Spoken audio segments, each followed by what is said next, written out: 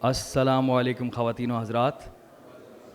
بہترین ہم نے یہاں پر آڈینس آ گئی ہے اور مجھے بہت خوشی ہے. اتنے سارے لوگ بہت ہی سینئرز.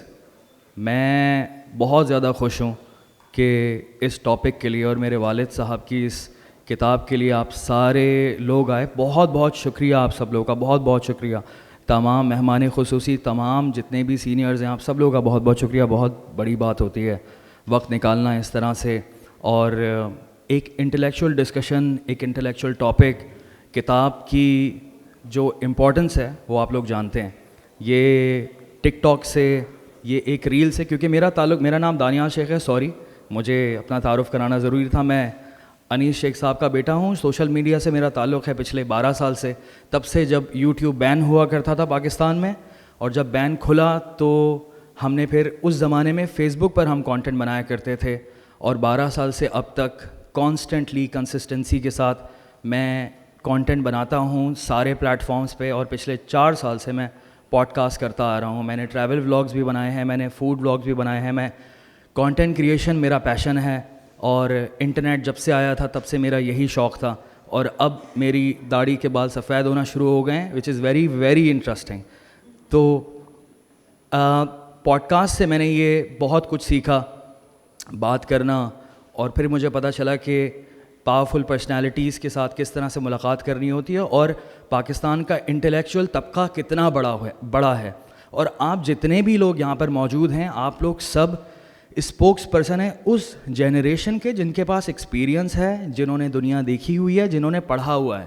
میری جنریشن کو شاید اتنا زیادہ علم نہیں ہے, اور مجھ سے آنے والی جنریشن جین زی کو بھی نہیں پتہ. تو آپ لوگ لیڈرز ہیں, تو میں بڑی رسپیکٹ کرتا ہوں اس بات کی. اور آپ لوگ جس طرح سے آئے ہیں, تو آپ لوگ ملک کا سرمایہ ہیں, آپ لوگ ملک کا فیوچر ہیں, اور آپ لوگ ملک کی جو نیریٹو ہے, جو انٹلیکچوئل ڈسکشن ہے, آپ لوگ ڈیسائیڈ کرتے ہیں. اور آپ لوگوں کا ایکسپیرینس زیادہ ہے, آپ لوگوں کو ہم سے زیادہ بہت سارے معاملات میں نالج ہوتی ہے, کیونکہ ویژن آپ لوگوں کا بڑا ہوتا ہے, دور اندیشی کا آپ کو علم ہوتا ہے. تو یہ تو ہو گئی ایک تعارف والی بات. اب اس پروگرام کا آغاز کرتے ہیں. یہ پروگرام بہت ہی زبردست قسم کا شروع ہوا ہے. میں بالکل بھی اتنا زیادہ ایکسپیکٹ نہیں کر رہا تھا, کیونکہ لاسٹ منٹ ہمارا یہ پلان بنا. تو سب سے پہلے آرٹس کاؤنسل کا, ان کی ٹیم کا بہت بہت شکریہ کہ آپ نے اتنی جلدی یہ ہمارے لیے ہمیں موقع دیا کہ ہم اس ایونٹ کو آرگنائز کر سکیں. تو آپ لوگوں نے بہت مدد کی ہماری, بہت بہت شکریہ for this support. Especially Ahmad Shah صاحب, پریزیڈنٹ آرٹس کاؤنسل, اور اس کے ساتھ دانیال عمر اور ان کی ٹیم, آپ لوگوں کا بہت بہت شکریہ, اور تھینک یو ویری مچ. ہاں, تالیاں بجا دی ہے ان کے لیے, زبردست.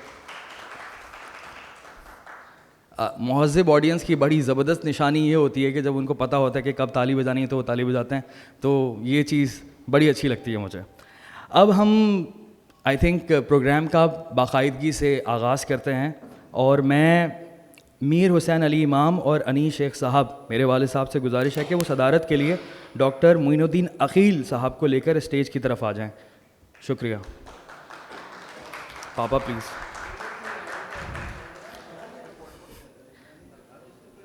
جناب معین الدین عقیل صاحب, علم کا خزانہ ہے. آپ گزشتہ 60 برس سے ادب کی خدمت کر رہے ہیں. 60 برس. آپ کراچی یونیورسٹی کے شعبہ اردو اور شعبہ تصنیف و تالیف کے سربراہ رہے,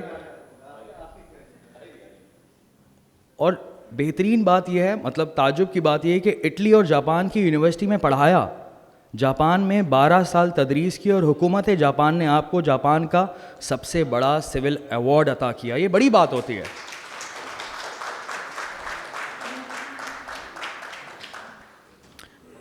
آپ نے جدوجہد آزادی میں اردو کے کردار پر مقالہ لکھا. آپ پاکستان کے چند بڑے ماہرین تعلیم میں شمار ہوتے ہیں. آپ ان چند افراد میں شامل ہیں جنہوں نے ڈاکٹریٹ آف لٹریچر, بڑی کوئی نیش قسم کی ڈگری ہے, وہ ڈگری حاصل کی.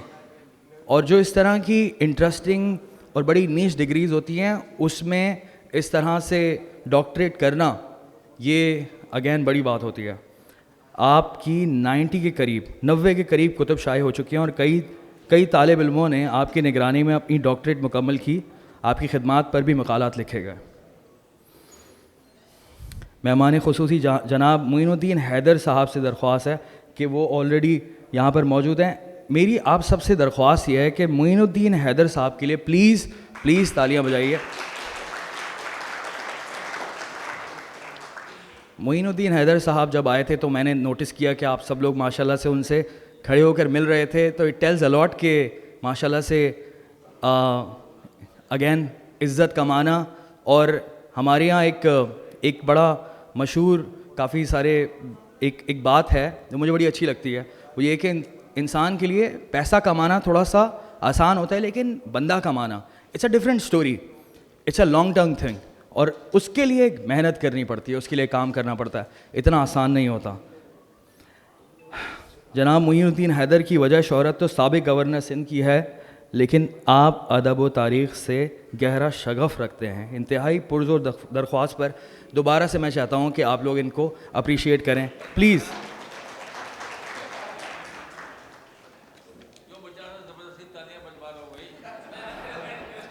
بیسکلی یہ سر یہ تالیاں جو پولیٹیشینس والی تالیاں ہوتے ہیں اس سے کہیں زیادہ بہتر ہے. یہ آرگینک تالیاں ہیں. آرگینک تالیوں میں جو سوشل میڈیا پر کی میں اصطلاح استعمال کر رہا ہوں, آرگینک ویڈیو اور بوسٹ ویڈیو جس پر اسپانسرڈ ایڈز لگے ہوئے ہوتے ہیں, تو سیاستدانی والی تالی نہیں, یہ اصلی آرگینک. تو سر یہ آپ نے اتنا کام کیا ہے تو یہ لوگوں کی محبت ہے بیسکلی. مہمان خصوصی جناب خواجہ رضی حیدر صاحب کی طبیعت ناساز ہے, جس کی وجہ سے انہوں نے آنے سے معذرت کی ہے. ان کے بارے میں اتنا کہنا چاہوں گا کہ انہوں نے پاپا کو, میرے والد صاحب کو اس کام میں بہت سپورٹ کی, بڑی محنت کی انہوں نے, اور بہت زیادہ اپنی اس طبیعت ہونے کے باوجود انہوں نے پوری طرح سے ساتھ دیا ہے, تو ان کو اس بات کا بہت زبردست قسم کا کریڈٹ جاتا ہے. اب ایک اور شخصیت کو میں دعوت دینا چاہتا ہوں, اور پلیز محترمہ کشور زہرا صاحبہ سے اسٹیج پر آنے کی درخواست ہے. کشور زہرا صاحبہ پلیز. بہت بہت بہت بہت شکریہ آنے کے لیے, بہت بہت شکریہ. آپ کسی تعارف کی محتاج نہیں ہیں. آپ ایم کیو ایم پاکستان کی جانب سے 3 مرتبہ رکن قومی اسمبلی رہی ہیں, اور قومی اسمبلی میں بہترین انداز میں نمائندگی کی اور مسائل کو اجاگر کیا. اسلامی تاریخ کراچی یونیورسٹی کے سابق چیئرمین جناب سہیل شفیق صاحب سے اسٹیج پر آنے کی درخواست کی جاتی ہے پلیز. السلام علیکم.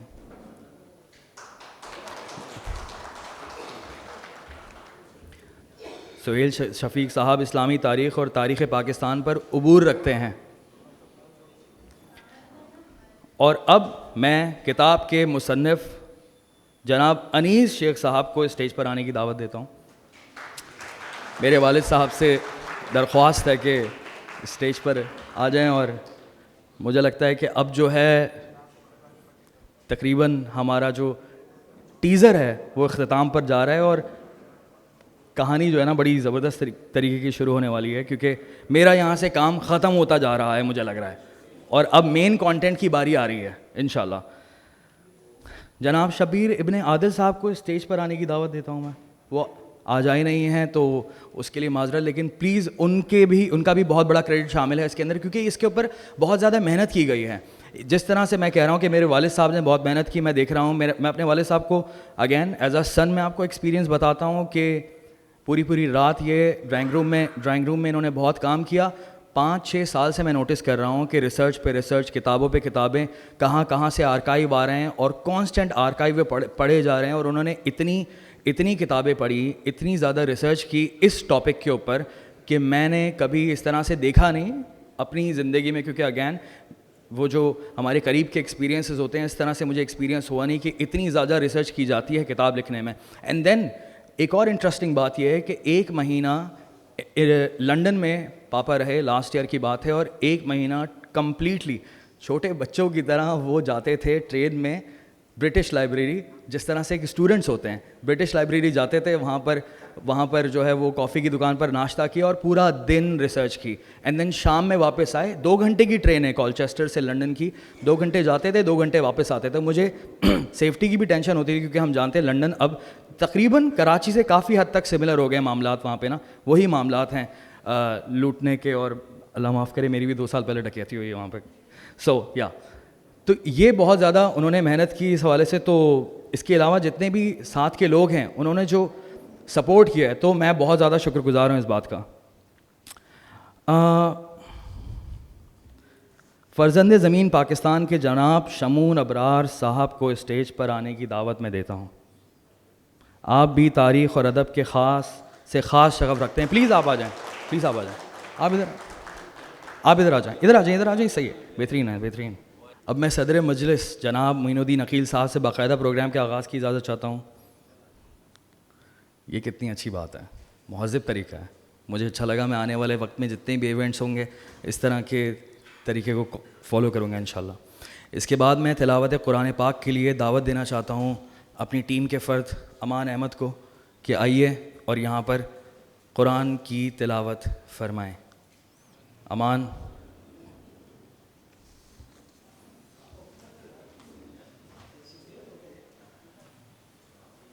اعوذ باللہ من الشیطان الرجیم. بسم اللہ الرحمن الرحیم. الحمد للہ رب العالمین الرحمن الرحیم مالک یوم الدین. إياك نعبد وإياك نستعين.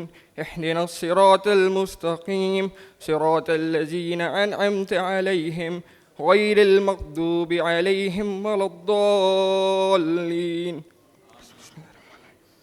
إذا جاء نصر الله والفتح ورأيت الناس يدخلون في دين الله أفواجا فسبح بحمد ربك واستغفر إنه كان توابا. صدق الله العظيم. جزاک اللہ امان. میں محترمہ ہما ناز صاحبہ سے گزارش کروں گا کہ وہ آپ علیہ الصلاۃ والسلام حضرت محمد مصطفیٰ صلی اللہ علیہ وآلہ وسلم کی شان میں نعت شریف پیش کریں. تمام معزز مہمانوں کو السلام علیکم. آج میں خورشید احمد صاحب کا پڑھا ہوا کلام پیش کروں گی. آج مجھے ان کی بہت یاد آئی ہے.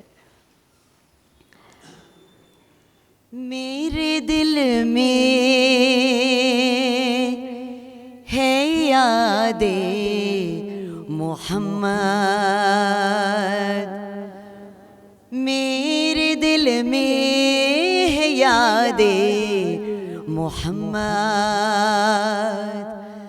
میرے ہونٹوں پہ ذکر مدینہ,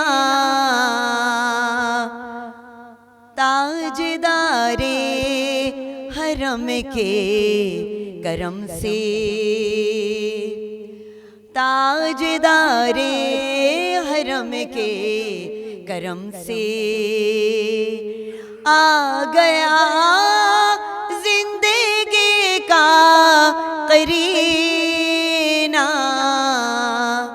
میرے دل میں ہے یاد محمد. دل شکستہ ہے میرا تو کیا غم, دل شکستہ ہے میرا تو کیا غم, اس میں رہتے ہیں شاہ دو عالم, اس میں رہتے ہیں شاہ دو عالم. جب سے مہمان ہوئے ہیں وہ دل میں, جب سے مہمان ہوئے ہیں وہ دل میں, دل میرا بن گیا ہے مدینہ. میرے دل میں ہے یاد محمد. ہر خطا پر میری چشم پوشی, ہر خطا پر میری چشم پوشی, ہر طلب پر عطاؤں کی بارش, ہر طلب طلب پر عطاؤں کی بارش مجھ گناہگار پر کس قدر ہے، مجھ گناہگار پر کس قدر ہے، مہرباں تاجدار مدینہ میرے دل میں ہے یاد محمد، مجھ کو طوفان کی موجوں کا کیا ڈر، مجھ کو طوفان کی موجوں کا کیا ڈر، وہ گزر جائے گا رخ بدل کر، وہ گزر جائے گا رخ بدل کر، نا خدا ہے میرے جب محمد، نا خدا ہے میرے جب محمد، کیسے ڈوبے گا میرا سفینہ، میرے دل میں ہے یاد محمد، میرے ہونٹوں پہ ذکر مدینہ، تاجدار حرم کے کرم سے آ گیا زندگی کا قرینہ، میرے دل میں ہے یاد محمد۔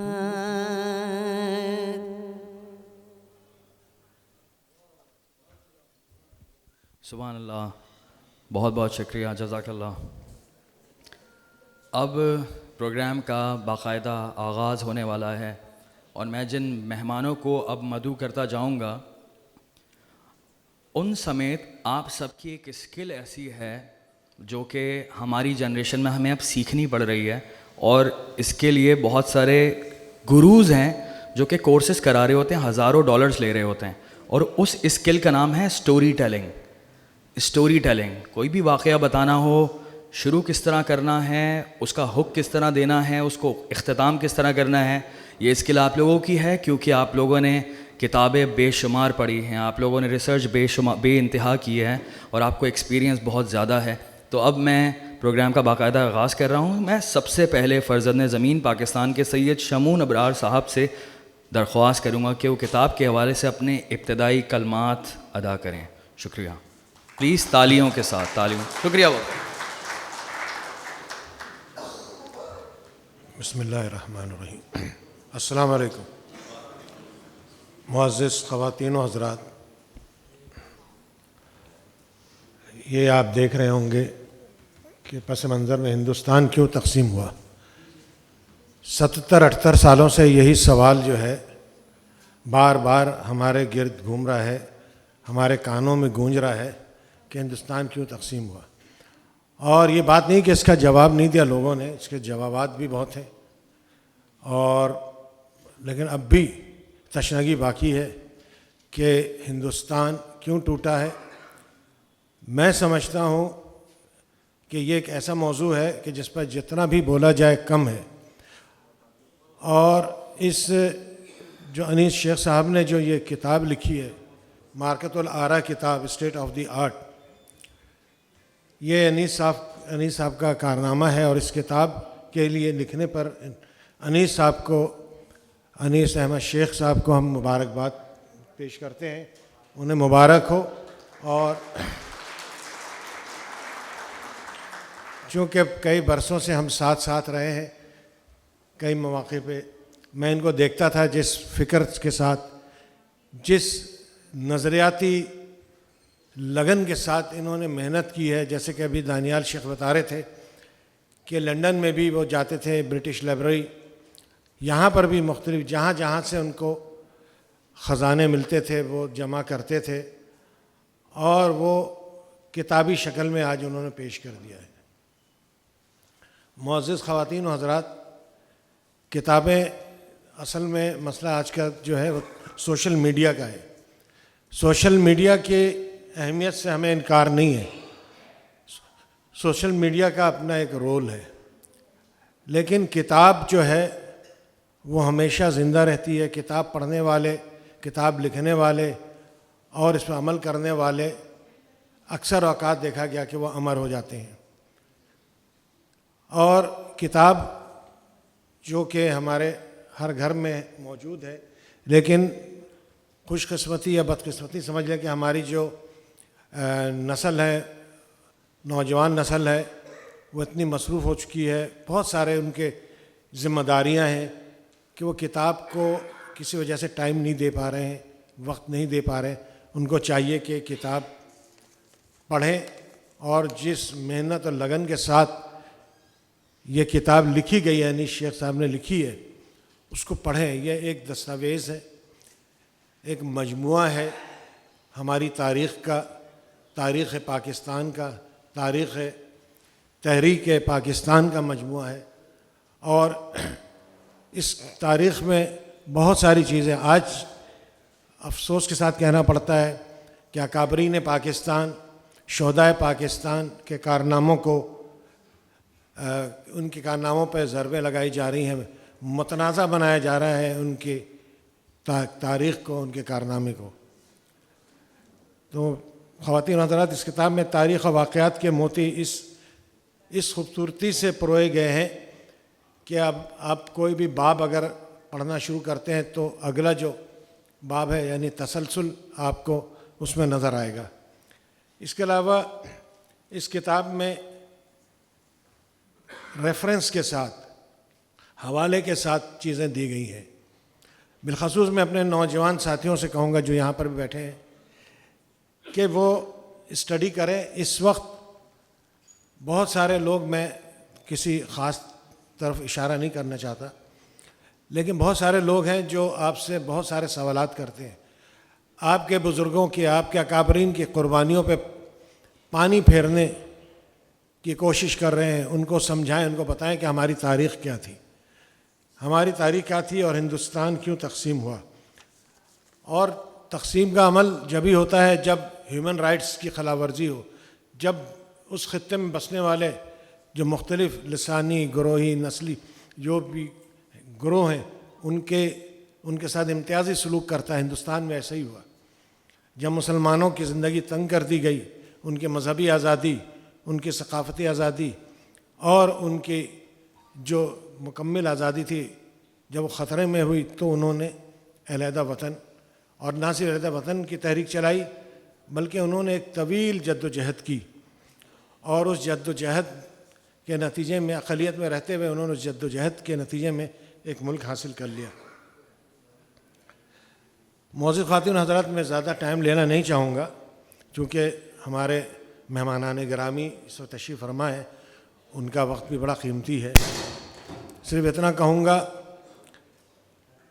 کہ انیس شیخ اور ہم لوگ, میں ہوں اور ہمارے اور بھی ساتھی ہیں, آصف پاشا ہیں, مشرف ہیں, سلیم انصاری ہیں, اور بھی دیگر لوگ بیٹھے.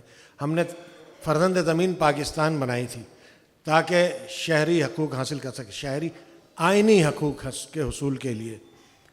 شہر میں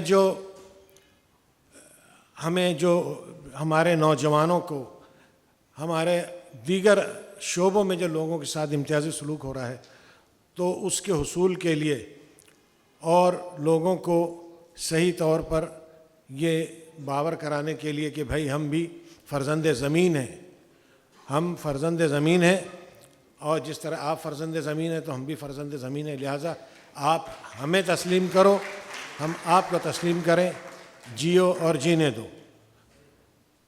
تو میں یہی کہوں گا آخر میں ایک شعر, چونکہ جب بات سوشل میڈیا کی آتی ہے یا کتب بینی کی آتی ہے تو مجھے یہ یاد آتا ہے ماضی کی کچھ باتیں, بلکہ ایک شعر کی شکل میں. وہ دن وہ محفلیں وہ شگفتہ مزاج یار, وہ دن وہ محفلیں وہ شگفتہ مزاج یار, فکر رزق لے گئی کس کو کہاں کہاں. تو اس کے ساتھ ہی میں اجازت چاہوں گا. السلام علیکم. بہت بہت شکریہ. یہ ہمارے پہلے مہمان، اور جیسا کہ آپ نے دیکھا کہ میں اسکل کی بات کر رہا تھا، اسٹوری ٹیلنگ کی بات کرنے کی، تو آپ سب کے اندر یہ زبردست قسم کا یہ خزانہ ہے. اور میں اپنے کچھ رائے کا اظہار کروں گا، لیکن وہ میں اینڈ میں کروں گا جب انشاءاللہ پروگرام اختتام ہوگا. میں اگلے گیسٹ کی طرف جا رہا ہوں. میں میر حسین علی امام سے گزارش کروں گا کہ وہ کتاب کے مراحل کے بارے میں اپنے خیالات کا اظہار فرمائیں. پلیز میر حسین علی امام صاحب.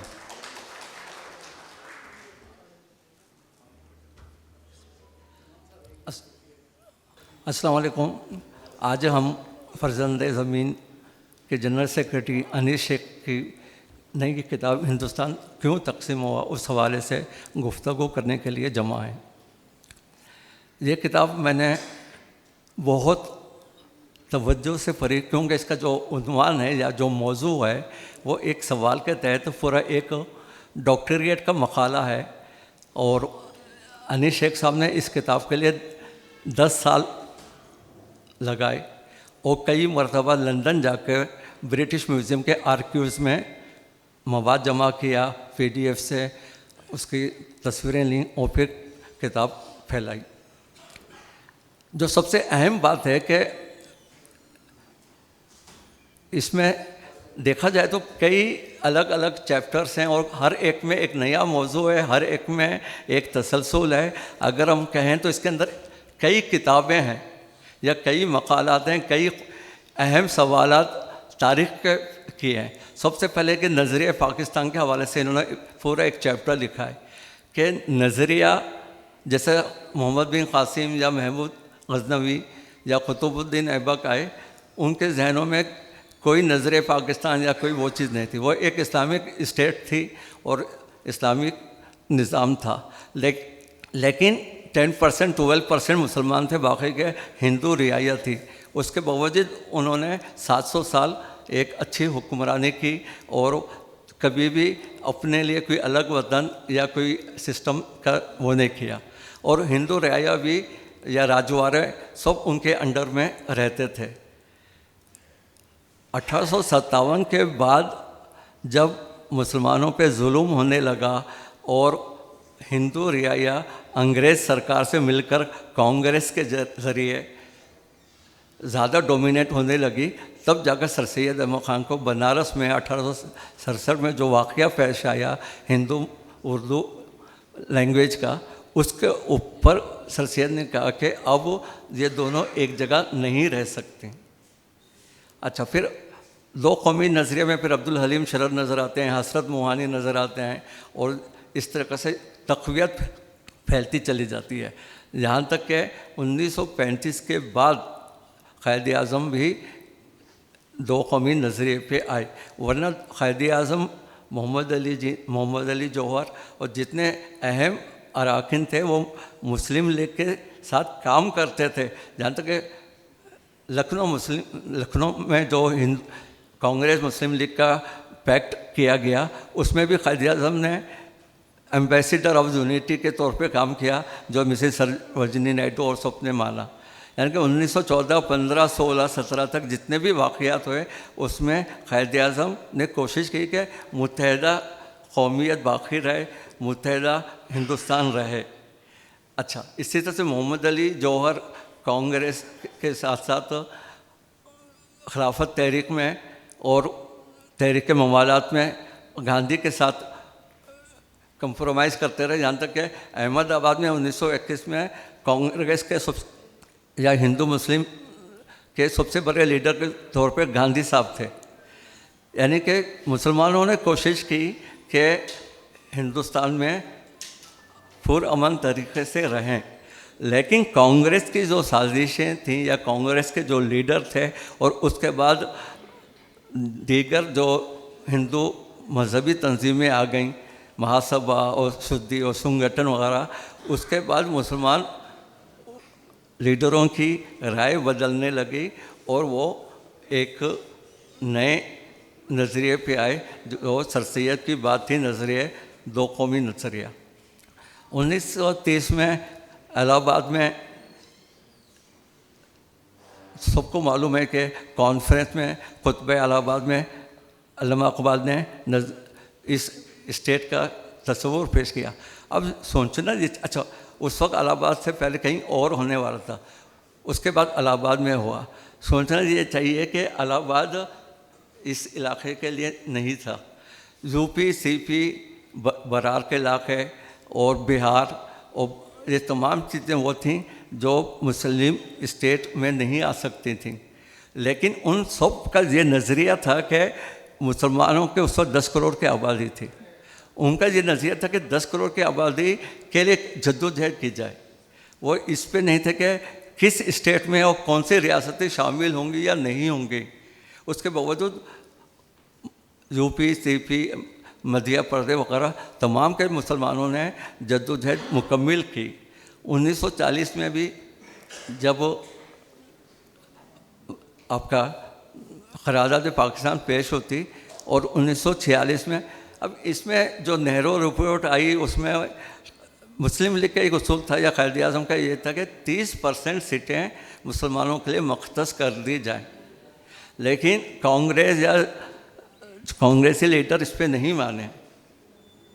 نتیجہ کیا ہوا کہ وہ چیز بڑھتے بڑھتے اس لیول پہ آئی کہ 1946 کے جو الیکشن ہوئے اور اس میں پھر مسلمانوں کو مسلمان علاقوں میں ریفرینڈم میں جیت ہو گئی اور ایک فیصلہ ہو گیا اور انگریز منسٹری مانگ گئی جس میں کیبنٹ مشین آئی اور کرپس مشین آئی اور وہ تمام جو آپ جانتے ہیں کہ اس سے مسلمانوں کی ایک رائے قائم ہو گئی کہ ہمیں مسلم ایریا میں حکومت بنانی ہے. اب جو ہندوستان تقسیم ہوا اس کے 2 بڑے ایونٹ یہ بھی تھے کہ بنگال میں بہت زبردست فسادات ہوئے اور اس کے 1 مہینے کے بعد بہار میں بہت زبردست فسادات ہوئے. حیرت کی بات یہ ہے کہ بنگال میں چونکہ حسین شہید شہروردی کی وزارت تھی تو پورا ہندو میڈیا ان کے خلاف ہو گیا, جہاں تک کہ گاندھی صاحب فوراً پہلی فلائٹ لے کر وہاں پر پہنچ گئے. 1 مہینہ انہوں نے بنگال میں قیام کیا اور جب بہار میں فساد ہے تو لوگوں نے کہا کہ آپ بہار میں آ جائیں. وہ بہار نہیں پہنچے, کہتے مجھے جہاں کی فکر کرنی ہے, مجھے جہاں کو دیکھنا ہے. تو یہ تمام باتیں ایک ہندو مسلم خلیج پیدا ہوتی چلی گئی کہ اور یہ ثابت ہو گیا کہ کانگریس کا جھکاؤ ہندوؤں کی بہتری کے لیے ہے اور وہ مسلمانوں کی نہیں ہے. نتیجہ کیا ہوا کہ جب 45 اور 46 کے جب الیکشنز ہوئے اس میں پھر مسلمان تمام لوگوں نے پھر مسلم لیگ کا ساتھ دیا اور پھر ہمیں پاکستان بننے میں آسانی ہوئی. سمپلی ہم یہ کہہ سکتے کہ قیام پاکستان کیوں ہوا یہ عموماً سب جنے جانتے ہیں, لیکن ہندوستان کیوں تقسیم ہوا اسی چیز کا ایک دوسرے انداز میں بات پیش کی گئی کہ وہ وجوہات کیا تھیں. تو وہ وجوہات یہ تھی کہ ہندو سازشی عناصر یا ہندو لیڈر یا کانگریس ہمیشہ سے مسلمانوں کے خلاف تھی اور کئی مسلمان لیڈروں نے 100 سال میں ہر ممکن کوشش کی کہ ہندوؤں کے ساتھ سہولت پیدا کریں, اتحاد کریں تاکہ مسائل کا حل نکلے, لیکن مسائل کا حل نہیں نکلا اور ہندو اپنی ذہنیت کے تحت مسلمانوں کے خلاف رہے. نتیجہ کیا ہوا کہ مسلمان سمٹتے گئے جہاں تک کہ قائد اعظم اور پھر علامہ اقبال اور تمام ایک جگہ پہ جمع ہوئے اور پھر اللہ کا شکر ہے کہ ہمیں یہ آزاد ریاست نصیب ہوئی جس کا جتنا شکریہ ادا کیا اللہ کا کم ہے.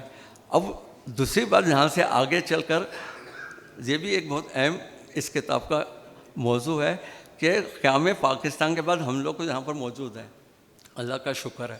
اب وہ جو کچھ کروڑ مسلمان جو بر صغیر کے دوسرے سے یعنی کہ انڈیا میں رہ گئے ان کا سینسس ان کی 40 سال میں جو بھی اسمبلیوں کا حساب کتاب ہے اور اس میں جو مراد ہیں یا جو مراد نہیں ہیں تو اس سے وہ بات ثابت ہوگی نیریشن کہ مسلمانوں کو وہاں پر کوئی زیادہ سہولت نہیں ہوئی. اور جیسا کہ ہمارے اکابرین کا اندازہ تھا کہ اگر انگریز چلے جائے اور پوری حکومت مطلب مشترکہ یا کانگریس کے حوالے ہو جائے تو مسلمانوں کا مستقبل بہت خطرے میں آئے گا, جانی, مالی اور معاشی. تو وہی ہوا کہ اب مسلمان وہاں پر آئسولیٹ ہوتے جا رہے ہیں. اور جب سے یہ مودی سرکار آئی ہے آپ نے تو دیکھا کہ بہت زیادہ مسائل میں اضافہ ہو رہا ہے. تو میں یہ سمجھتا ہوں کہ اس پس منظر میں یہ کتاب کی بڑی اہمیت ہے اور ہمیں ایک نئے زاویے پہ ایک نئی سوچ دیتی ہے کہ جو ہمارے اکابرین نے 100 سال جدوجہد کی اور یہ ملک حاصل کیا، یہ اللہ کی بہت بڑی نعمت ہے. اس کا شکر ادا کرنا چاہیے اور اس ملک کی ترقی و کامیابی کے لیے ہم سب کو قائم کرنا چاہیے. پاکستان زندہ باد.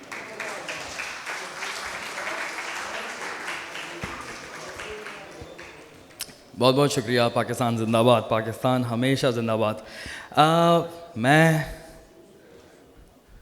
میں جناب سہیل شفیق صاحب سے گزارش کروں گا کہ وہ کتاب پر اپنا اظہار خیال پیش کرنے کے لیے تشریف لائیے اور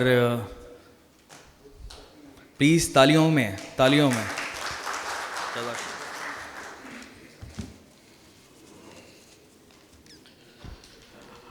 بسم اللہ الرحمن الرحیم.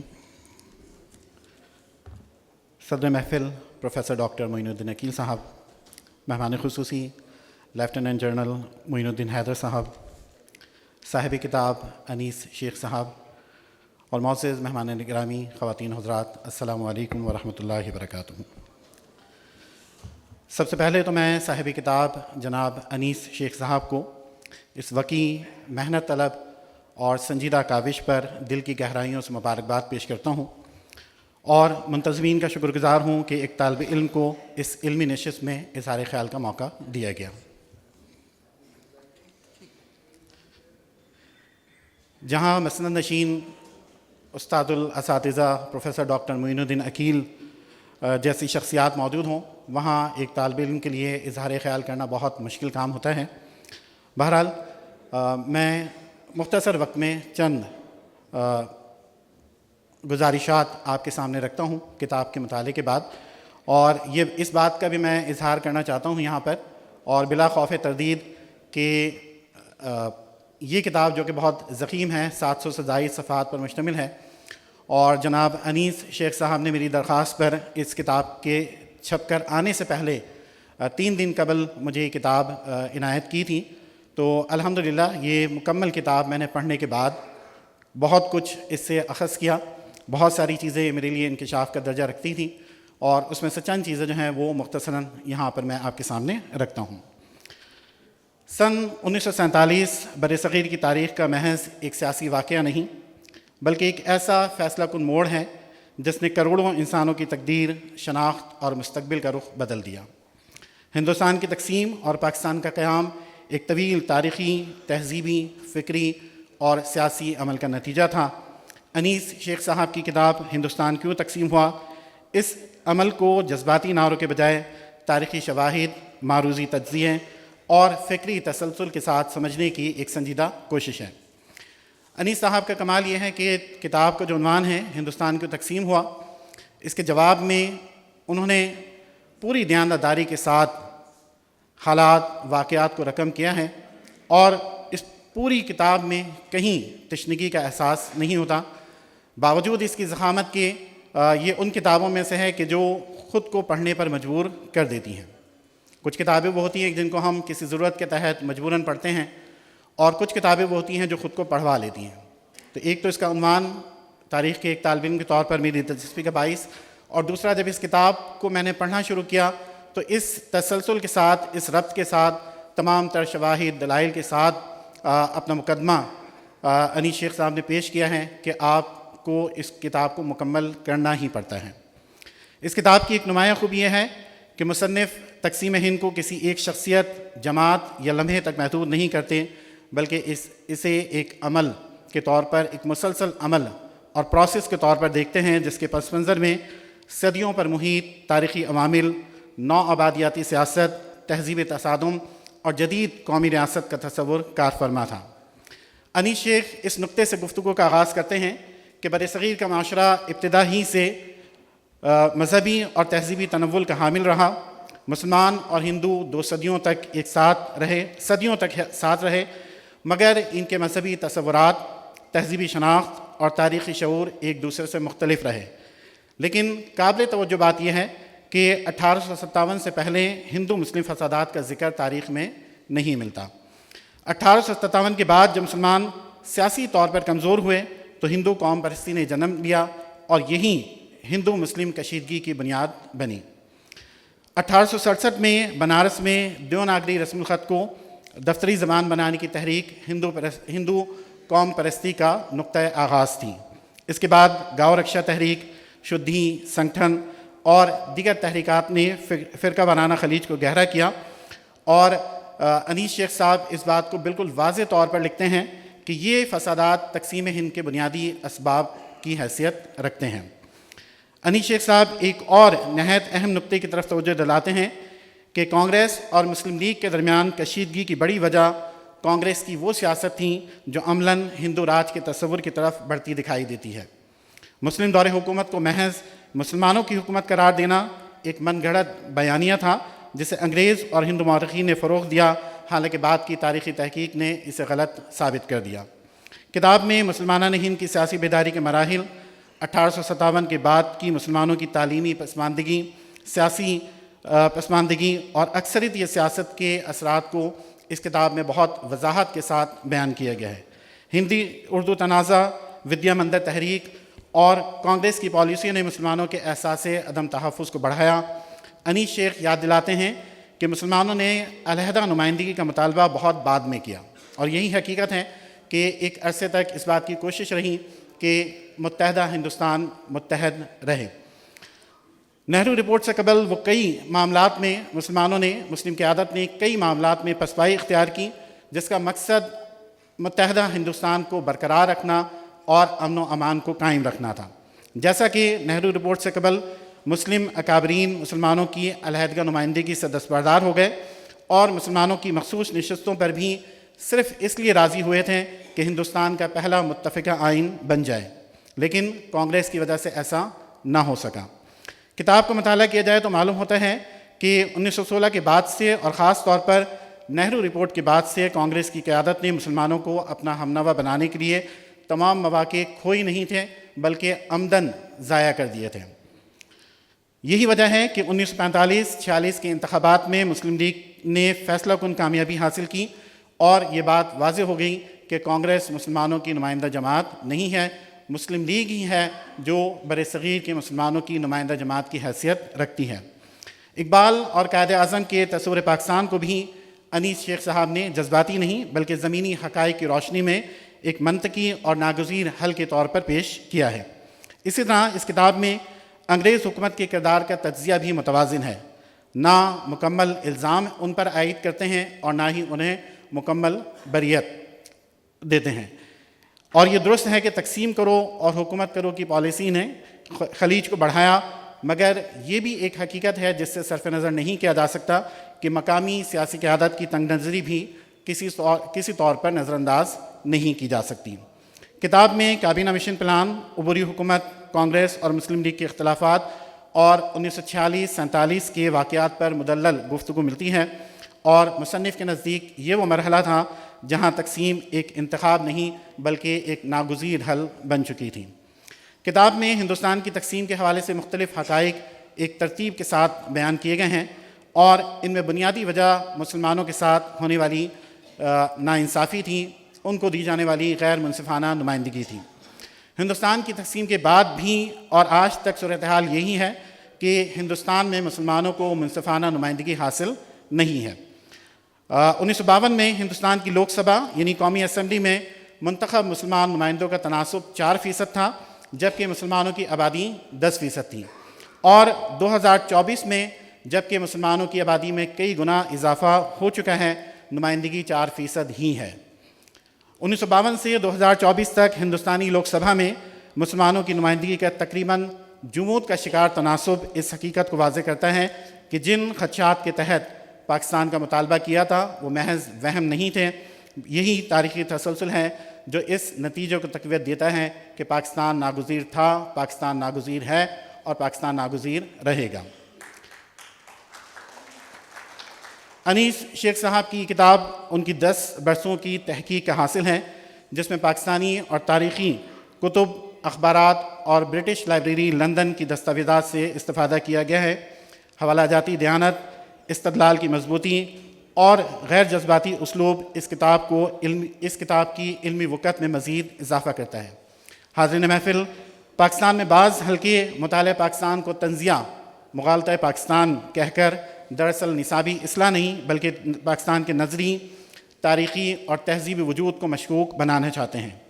اس اصطلاح کے ذریعے یہ تاثر دیا جاتا ہے کہ پاکستان سے متعلق نصابی کتب میں بیان کی گئی تقریباً ہر بات جھوٹ، مبالغہ یا سرکاری پروپیگنڈا ہے، حالانکہ علمی دیانت کا تقاضا یہ ہے کہ نصاب میں موجود کمزوریوں، سادگی یا تاریخی خامیوں کی نشاندہی کی جائے، نہ کہ پورے قومی بیانیوں کو مسترد کر دیا جائے۔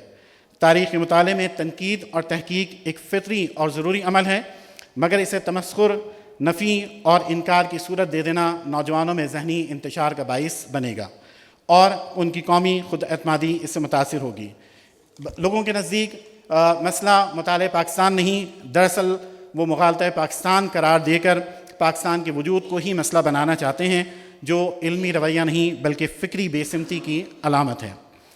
ان حالات میں، ایسی صورتحال میں انیس شیخ صاحب کی کتاب بڑی اہمیت کی حامل ہے، اور کتاب کی اہمیت کا اندازہ ممتاز محقق اور دانشور خواجہ رضی حیدر صاحب کے ان الفاظ سے لگایا جا سکتا ہے کہ اس کتاب نے میرے اندر معلومات کے ایسے دریچے کھول دیے کہ جن سے آتی ہوئی روشنی مجھے برصغیر پاک و ہند کی تاریخ کو بہتر طور پر سمجھنے میں مدد دیتی ہے، اور میں اس نتیجے پر پہنچا کہ سکہ بند محققین اور مورخین بھی اس موضوع پر اتنی جانفشانی اور ایسی تاریخی بصیرت کے ساتھ کام کرنے میں عجلت کا شکار ہو گئے، اور یہ موضوع ہنوز تشنہ تحقیق رہا۔ انیس شیخ صاحب نے اس موضوع کی مبادیات اور بنیادی تقاضوں کو بڑے سلیقے سے سمجھا اور قدیم دستاویزات تک رسائی حاصل کر کے اسے تاریخ کا حصہ بنا دیا ہے۔ کئی سال کی محنت شاقہ کے بعد انہوں نے اس کتاب کو مرتب کر کے ہماری تاریخ میں ایک نئے روشن باب کا اضافہ کیا ہے۔ میں سمجھتا ہوں کہ خواجہ رضی حیدر صاحب کی یہ الفاظ کتاب کے لیے ایک سند کا درجہ رکھتے ہیں، جس کے بعد میرا کچھ کہنا تحصیل لا حاصل ہوگا۔ آخر میں جناب انیس شیخ صاحب کو اس سنجیدہ اور محنت طلب علمی کاوش پر بار دیگر مبارکباد پیش کرتا ہوں کہ انہوں نے ایک حساس اور پیچیدہ موضوع کو تحقیق، توازن اور فکری دیانت کے ساتھ پیش کیا۔ یہ کتاب صرف پاکستان ہی نہیں، ہندوستان کے قارئین کے لیے بھی یکساں طور پر اہم ہے، اور امید کی جا سکتی ہے کہ یہ نئی نسل کو تاریخ کو جذبات کے بجائے شعور کے ساتھ پڑھنے کی ترغیب دے گی۔ آپ سب کی سماعتوں کا شکریہ۔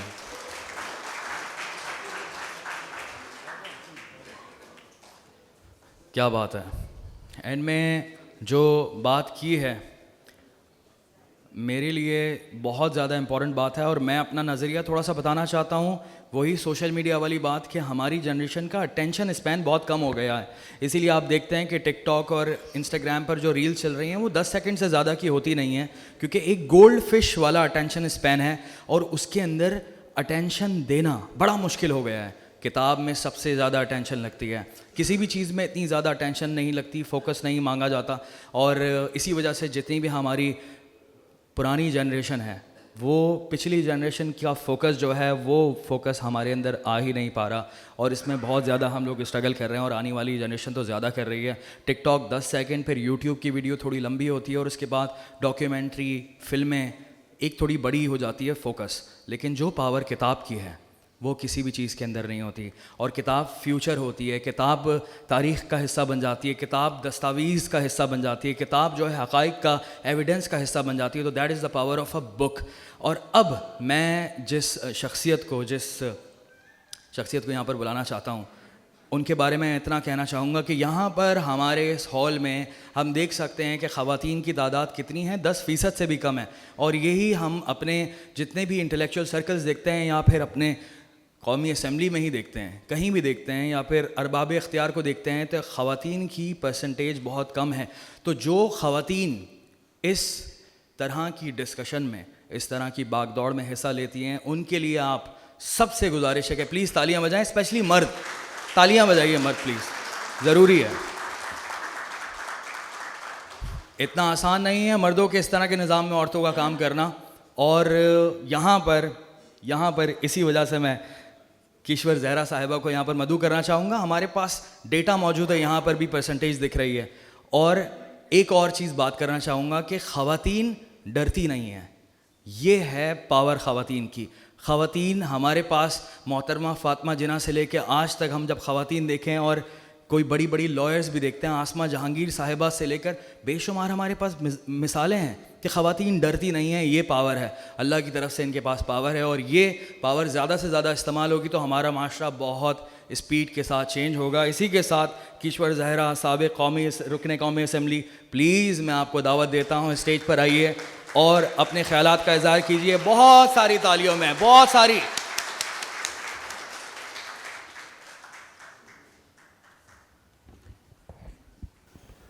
بسم اللہ الرحمن الرحیم. شروع کرتی ہوں اللہ کے نام سے جو بڑا مہربان اور نہایت رحم والا ہے. جناب معین الدین حیدر صاحب اور کتاب کے مصنف انیس شیخ صاحب اور دیگر مہمانان گرامی اور دیگر جتنے لوگوں نے اپنے اظہار خیال کیا, لیکن میرے پاس اتنا اظہار خیال ہے نہیں. اس کی وجہ یہ ہے کہ ہمارے میزبان انیس شیخ صاحب نے, میں ان کے اس معصومانہ دعوت کی شکر گزار ہوں جو انہوں نے مجھے کتاب تو نہیں دی لیکن یہ کہا کتاب پہ تبصرہ آپ کو کرنا ہے. میرے پاس ابھی تک کتاب نہیں آئی ہے لیکن یہ کہ جب میں آ ہی گئی ہوں تو اس حوالے سے بھی تھوڑا سا اپنے خیالات کا اظہار کرنا چاہوں گی. دیکھیے, کبھی تاریخ ایک سی نہیں رہتی. جو ہم تاریخ پڑھتے رہے ہیں وہ مختلف صورتوں میں ہمارے سامنے آئی ہے. اسی طرح سے میں سمجھتی ہوں کہ پاکستان کی تشکیل جو ہوئی اس کے حوالے سے بھی بہت مختلف کہانیاں ہیں, اور اسی طرح سے مطلب لوگ اس کو بعض اوقات اپنی فکر کے حساب سے سوچتے ہیں.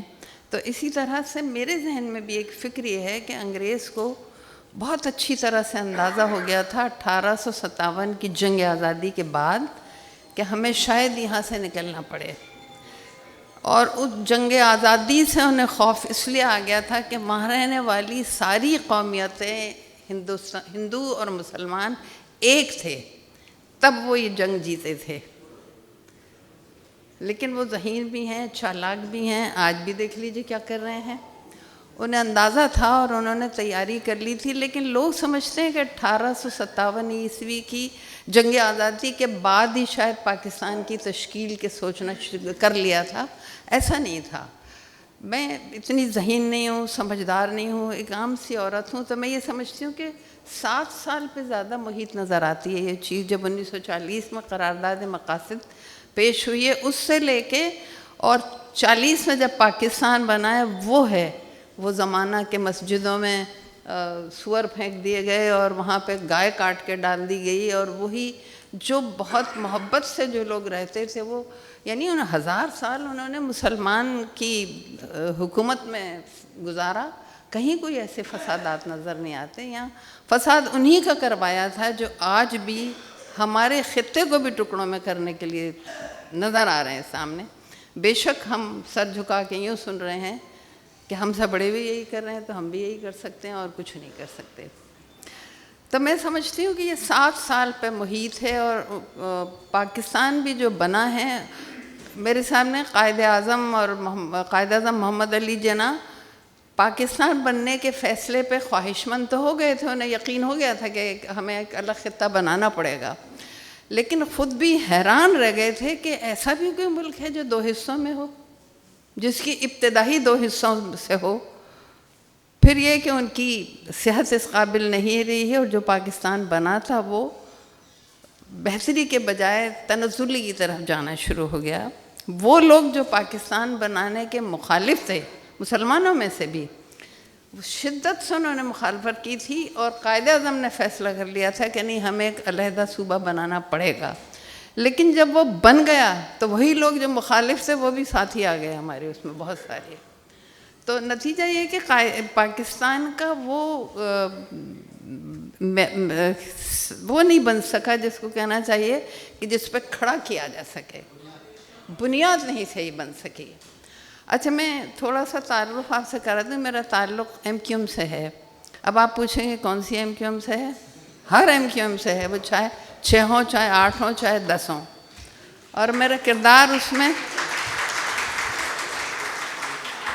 میرا کردار اس میں وقتاً فوقتاً ان کو ڈانٹتے رہنا ہے، اس میں الطاف حسین بھی شامل ہیں.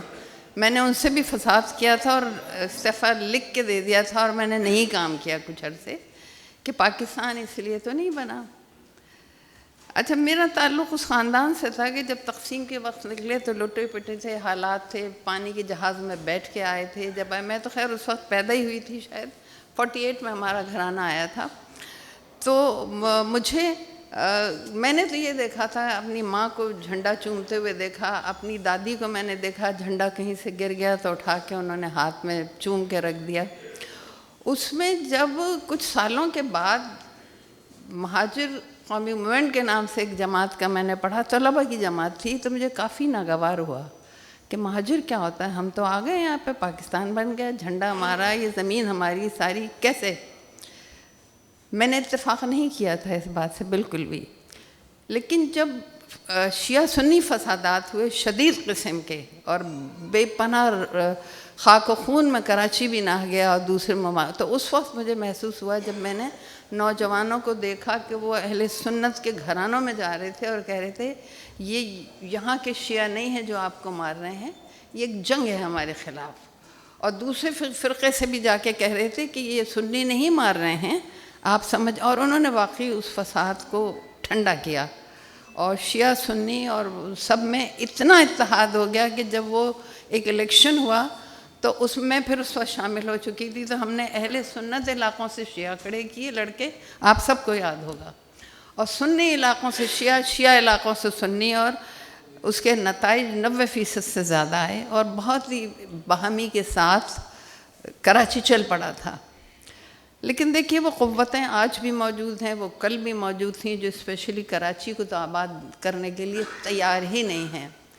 لیکن جب پاکستان بن چکا ہے تو اسے بنانا، بچانا، سنبھالنا ہمارا کام ہے، بہت ساری خرابیوں کے باوجود. لیکن تھوڑی سی خواہش میری یہ ہوتی ہے کہ بہت سر جھکا کے نہیں، سر اٹھا کے چلیں ہم. ہاں، آج بھی جو اسلام آباد میں واقعہ ہوا ہے کہ نماز کے بعد 32 لوگ مار دیے گئے ایک مسجد میں، پاکستان اس لیے تو نہیں بنایا تھا. تو اس کے لیے ہمیں سر جھکا کے سوچنا پڑے گا. لیکن ہماری بد نصیبی یہ ہے کہ ہمارے یہاں ایک بالکل اوپر کا طبقہ، باہر کے معاہدوں میں بھی وہی ہوتا ہے، اندر کے معاہدوں میں بھی عوام کو تو کچھ بھی نہیں پتہ ہوتا، کچھ بھی نہیں معلوم ہوتا، یا کچھ بتایا جاتا ہے تو وہ غلط ہوتا ہے. تباہی اور بربادی کی وجہ یہی ہے. آپ یہ بتائیے، اس وقت بھی جتنے معاہدے ہوئے ہیں، جو کروائے گئے ہیں، وہ اسمبلی میں بھی لوگوں کو دیے گئے کہ اوپر لکھا ہوا تھا، نیچے صرف سائن کرنے تھے. کیسے ہم آگے بڑھ سکیں گے؟ کیا ہوگا؟ تو میں اللہ سے بھی بہت دعا ہے، اور کچھ خواہش بھی یہ ہے کہ لوگ بہت گہرائی سے اس بات کو سوچیں کہ اس وقت ہمارے خطوں کو کس طرح ٹکڑے ٹکڑے کیا ہمارا خطہ. ہماری ہندوستان سے پھر لڑائی شروع کروا دی گئی، بہتر ہو گئے تھے حالات. ایران کا معاملہ اٹھا کے کھڑا کر دیا، ہم سر جھکا کے کھڑے ہو گئے کہ اس میں شامل ہو گئے ہم. تو ہو سکتا ہے بہتر سمجھ کے کیا ہو، ہماری اوپر کی قوتیں ممکن ہے بہتر سمجھتی ہوں، لیکن بہرحال خواہش ہے، اور ہر فرد کو اپنے دل میں گرہ باندھ کے رکھنی چاہیے کہ پاکستان کو قائم رکھنے کے لیے ہم سب کی ذمہ داری ہے. سچ بولنے کی کوشش کریں اور اٹھ کے کھڑے ہونے کی کوشش کریں. Thank you.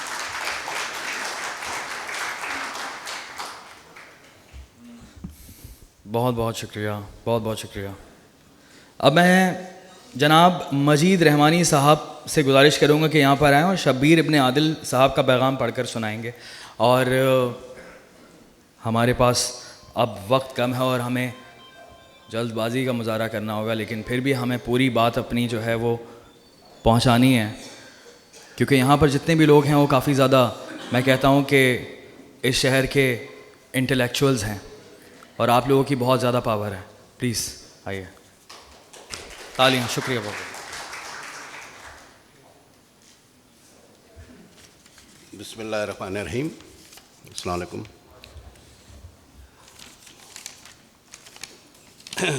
صدر گرامی قدر، مستد نشانان قابل احترام، حاضرین خواتین اور انیس شیخ صاحب،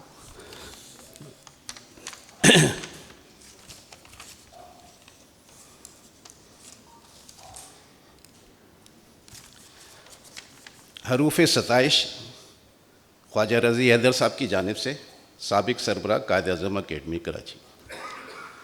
انیس شیخ صاحب سے میری شناسائی رسمی اور واجبی ہونے کے باوجود میں ان سے بہت اچھی طرح واقف ہوں، اور وہ اس لیے کہ میں نے ان کی پیش نظر کتاب کا انتہائی گہرائی سے مطالعہ ہی نہیں کیا، بلکہ اس کتاب نے میرے اندر معلومات کے ایسے دریچے کھول دیے کہ جن سے آتی ہوئی روشنی میں مجھے برصغیر پاک و ہند کی تاریخ کو بے ربط انداز میں سمجھنے کا موقع ملا، اور میں اس نتیجے پر پہنچا کہ سکہ بند محققین اور مورخین بھی اس موضوع پر اتنی جانفشانی اور ایسی تاریخی بصیرت کے ساتھ کام کرنے میں عجلت کا شکار ہو گئے، اور یہ موضوع ہنوز تشنہ تحقیق رہا۔ انیس شیخ صاحب نے اس موضوع کی مبادیات اور بنیادی تقاضوں کو بڑے سلیقے سے سمجھا اور قدیم دستاویزات تک رسائی حاصل کر کے اسے تاریخ کا حصہ بنا دیا ہے۔ کئی سال کی محنتی شاقہ کے بعد انہوں نے اس کتاب کو مرتب کر کے ہماری تاریخ میں ایک نیا باب روشن کر دیا۔ یہ کتاب یقیناً عوام و خواص کے لیے نہ صرف معلومات افزا ثابت ہوگی، بلکہ نئی نسل کو ہماری قومی تاریخ کے ایسے گوشوں تک پہنچائے گی جن سے وہ ابھی تک ناشنا رہی ہے۔ میں انیس شیخ صاحب کو اس وسیع و علمی اور تحقیق کی کارگزاری پر مبارکباد پیش کرتا ہوں کہ وہ بہر صورت مبارکباد اور ستائش کے مستحق ہیں۔ خواجہ رضی حیدر، بہت شکریہ۔ میں صاحب صدر، مجھے استحقاق جو پروٹوکول کے مطابق نہیں ہے، کوئی ترتیب نہیں بنتی تقریر کی، لیکن انیس شیخ صاحب کا حکم تھا کہ 2-4 جملے تاثرات کے، لیکن میں ان کے جملوں کو شعر کی صورت میں 2 اشعار کی صورت میں تبدیل کر کے، صاحب صدر آپ کی اجازت سے، میر انیس کہتے ہیں۔ انیس شیخ صاحب کیا کہتے ہیں میں بعد میں بتاؤں گا۔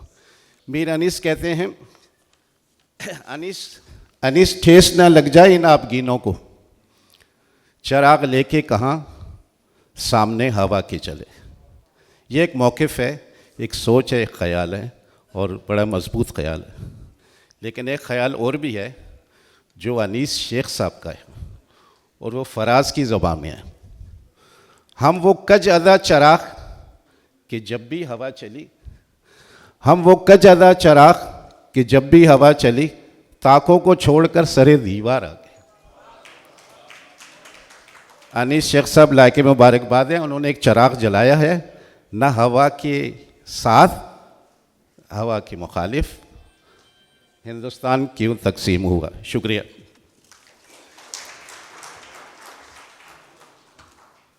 بہت بہت شکریہ۔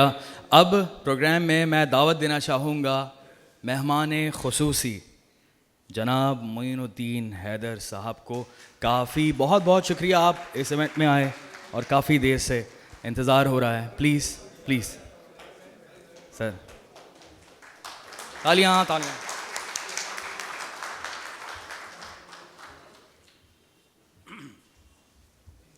صاحب صدر، مسند نشین جو ہمارے ساتھ، اور خواتین و حضرات، السلام علیکم۔ محترم، میں بھی آپ کی طرح ان میں شامل ہوں جنہیں کتاب تو نہیں ملی لیکن تبصرہ کرنے کو کیا دیا گیا ہے۔ لیکن چونکہ ہم کو لوگوں نے زیادہ تر اسی کام پہ لگا رکھا ہے کہ آرٹ کونسل میں آ کے کتابوں کی رونمائی کرتے رہو، تو یہ آرٹ ہمیں آگے آگے بغیر کتاب پڑھے بھی ہم یہ کام کر ڈالتے ہیں۔ جی سر، آپ نے کہا کہ خواتین نہیں ڈرتی بالکل کسی چیز سے۔ میں سن کے حیران تھا، میں نے کہا خاوند سے نہیں ڈرتی ہوں، لیکن کاکروچ ہو یا چھپکلی ہو تو خواتین کو تو کافی ان کو اس بات سے ڈر لگتا ہے۔ تو یہ بات صحیح نہیں ہے کہ بالکل ہر چیز ڈرتی نہیں ہے۔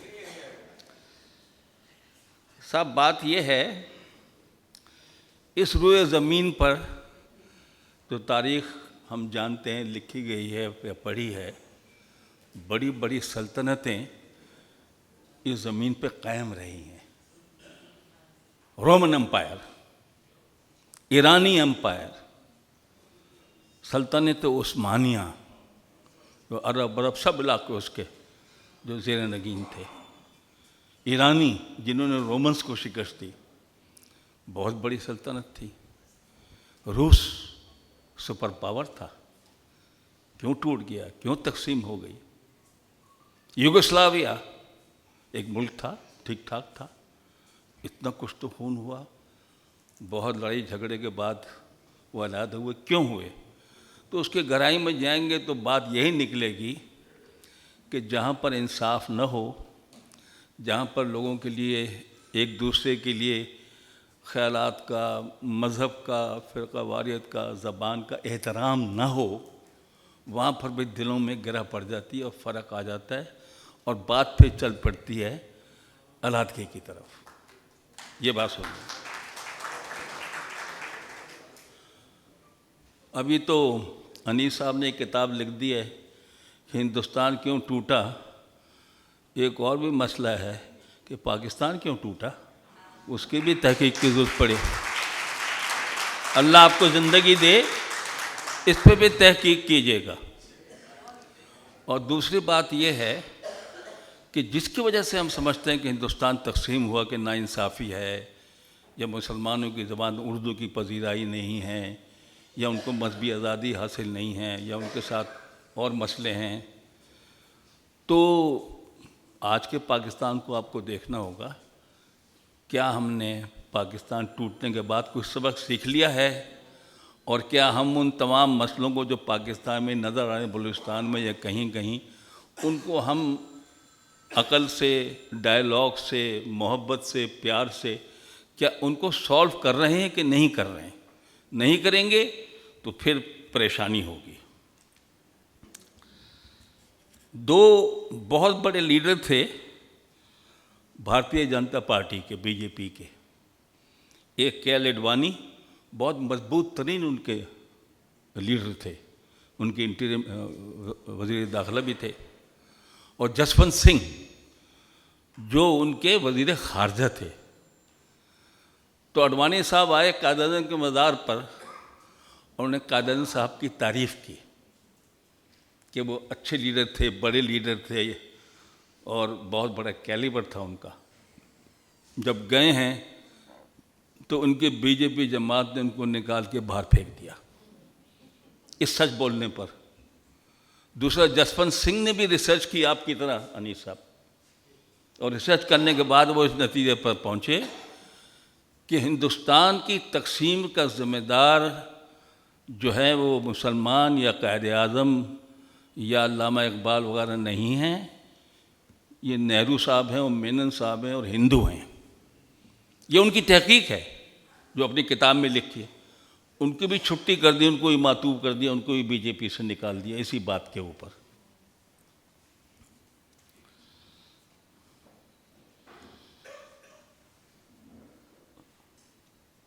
यहाँ मैं देख रहा हूँ माशाल्लाह काफ़ी बुजुर्गान बैठे हुए हैं, हमारी उम्र के हैं, कुछ हो सकता है हमसे उम्र में कुछ बड़े भी हों।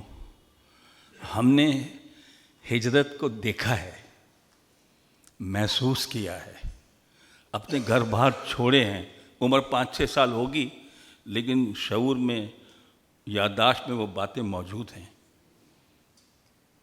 समझ नहीं आती थी क्यों घर पर ठीक ठाक घर है, क्यों छोड़ रहे हैं, क्यों यहाँ सामान बांध रहे हैं ज़रूरी, और क्यों धक्के खाते हुए कहाँ जा रहे हैं, कहाँ फिर रहे हैं, किस लिए जा रहे हैं, पूरी तरह समझ तो नहीं आती थी। नारे वाले थे जो हम भी उनको बोलते रहते थे, लेकिन समझ नहीं थी क्यों ये कुछ हो रहा है। बट इसके थ्रू गुजरे हैं हम। तो एमक्यू वालों से मैं ये कहता था, फारूक सत्तार और दूसरे लोगों से जो मुझसे उम्र में बहुत छोटे हैं, कि भाई तुम महाजिर नहीं हो, तुमने तो हिजरत देखी नहीं है, हमने देखी, हमारे बाल देखो सफ़ेद हैं। ये और बात आज तो खिजाब केवल के हैं सफ़ेद वैसे हमने हिजरत देखी है।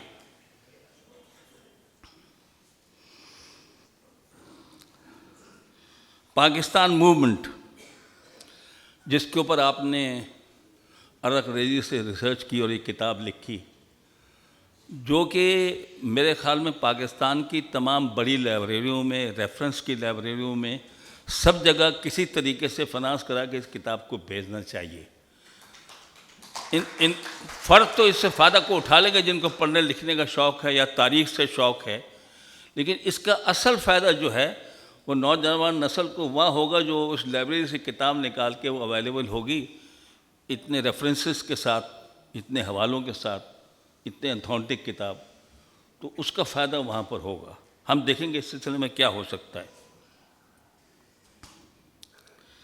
کسی نے یہاں کہا کہ 1857 کی میں انگریز کو اندازہ ہو گیا کہ اس کو یہاں سے جانا ہے۔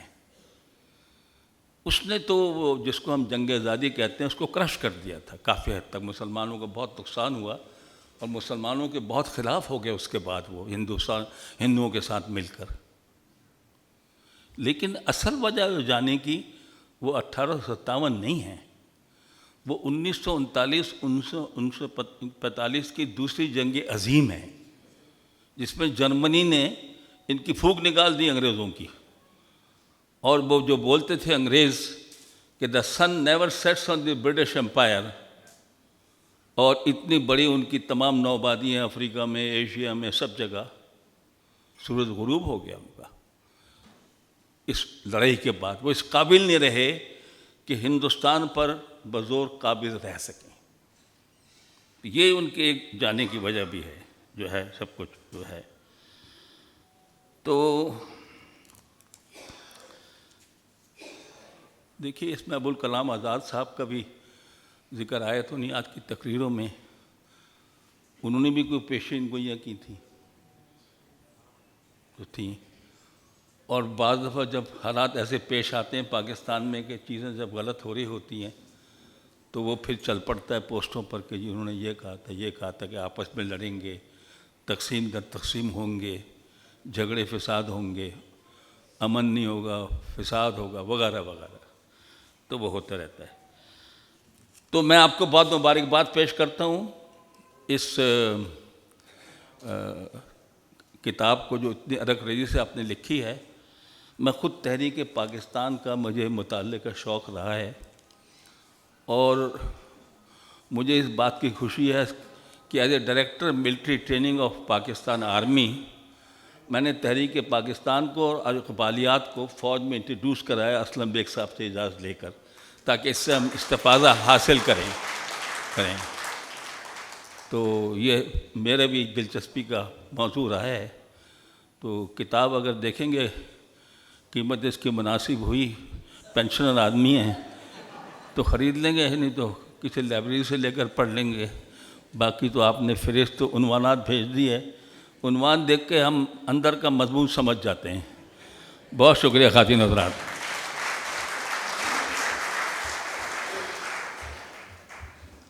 بہت بہت شکریہ معین الدین حیدر صاحب، بہت بہت شکریہ۔ تقریب میں جان زبردست قسم کی آ گئی، اور مجھے لگ رہا ہے ہم لوگ اپنے پیک کے اوپر پہنچ گئے ہیں، تو میچورٹی کے اوپر پہنچ گئے ہیں۔ اس ایونٹ کا جو سب سے ہائیسٹ پوائنٹ ہے نا، آئی تھنک یہ ہے، اور یہاں سے میں دعوت دینا چاہوں گا اپنے والد صاحب انیس شیخ صاحب کو، جنہوں نے کافی محنت کر کے یہ کتاب لکھی ہے۔ اور پلیز میں چاہتا ہوں کہ آپ اسٹیج پر آئیں اور تھوڑی بہت بات کریں کہ آپ کا ایکسپیرینس کیا تھا، اور پلیز پاپا آپ سے میری درخواست ہے، پلیز تالیاں بجائیے۔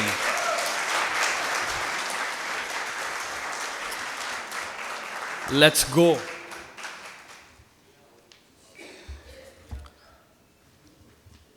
جناب صدر محفل معین الدین عقیل صاحب کی اجازت سے، جناب لیفٹیننٹ جنرل ریٹائرڈ معین الدین حیدر صاحب، شمون ابراز صاحب، کشور زہرا باجی، جناب سہیل شفیق صاحب، اور غائبانہ معین الدین حیدر صاحب اور شبیر ابن عادل صاحب، اور آپ تمام حاضرین محفل، السلام علیکم۔ بڑا مشکل ہوتا ہے کتاب کے کسی تقریب میں، پروگرام میں جانا، اور ماشاءاللہ آپ لوگ اتنی بھرپور تعداد میں ہیں۔ تو میر حسین علی امام صاحب جو ہیں وہ سمجھیں کہ ان کا اس کتاب میں، اس تقریب میں اتنا بڑا کردار ہے کہ میں آپ کو بیان نہیں کر سکتا۔ اچھا، میں بعد میں کچھ اس کے بارے میں بتاؤں گا۔ جو میں نے عرض مصنف لکھی ہے وہ تھوڑی میں پڑھ کے سنا دوں، پھر میں اپنی احوال بیان کروں گا، کیونکہ میں بتانا یہ چاہتا ہوں کہ ایک کاروباری شخصیت ہوتے ہوئے آخر میں نے کتاب کیوں لکھی۔ یعنی میرے پاس بھی ریموٹ ہے اور میں بھی نیٹ فلکس دیکھوں، ارطغرل دیکھوں، ڈرامے دیکھوں، اور جیسے بیٹے نے بتایا، اور اب جب میں لنڈن لائبریری جاتا تھا بیگ لٹکا کے، تو میری بیٹی کہتی تھی کہ پاپا نا بستہ لے کے اسکول جا رہے ہیں۔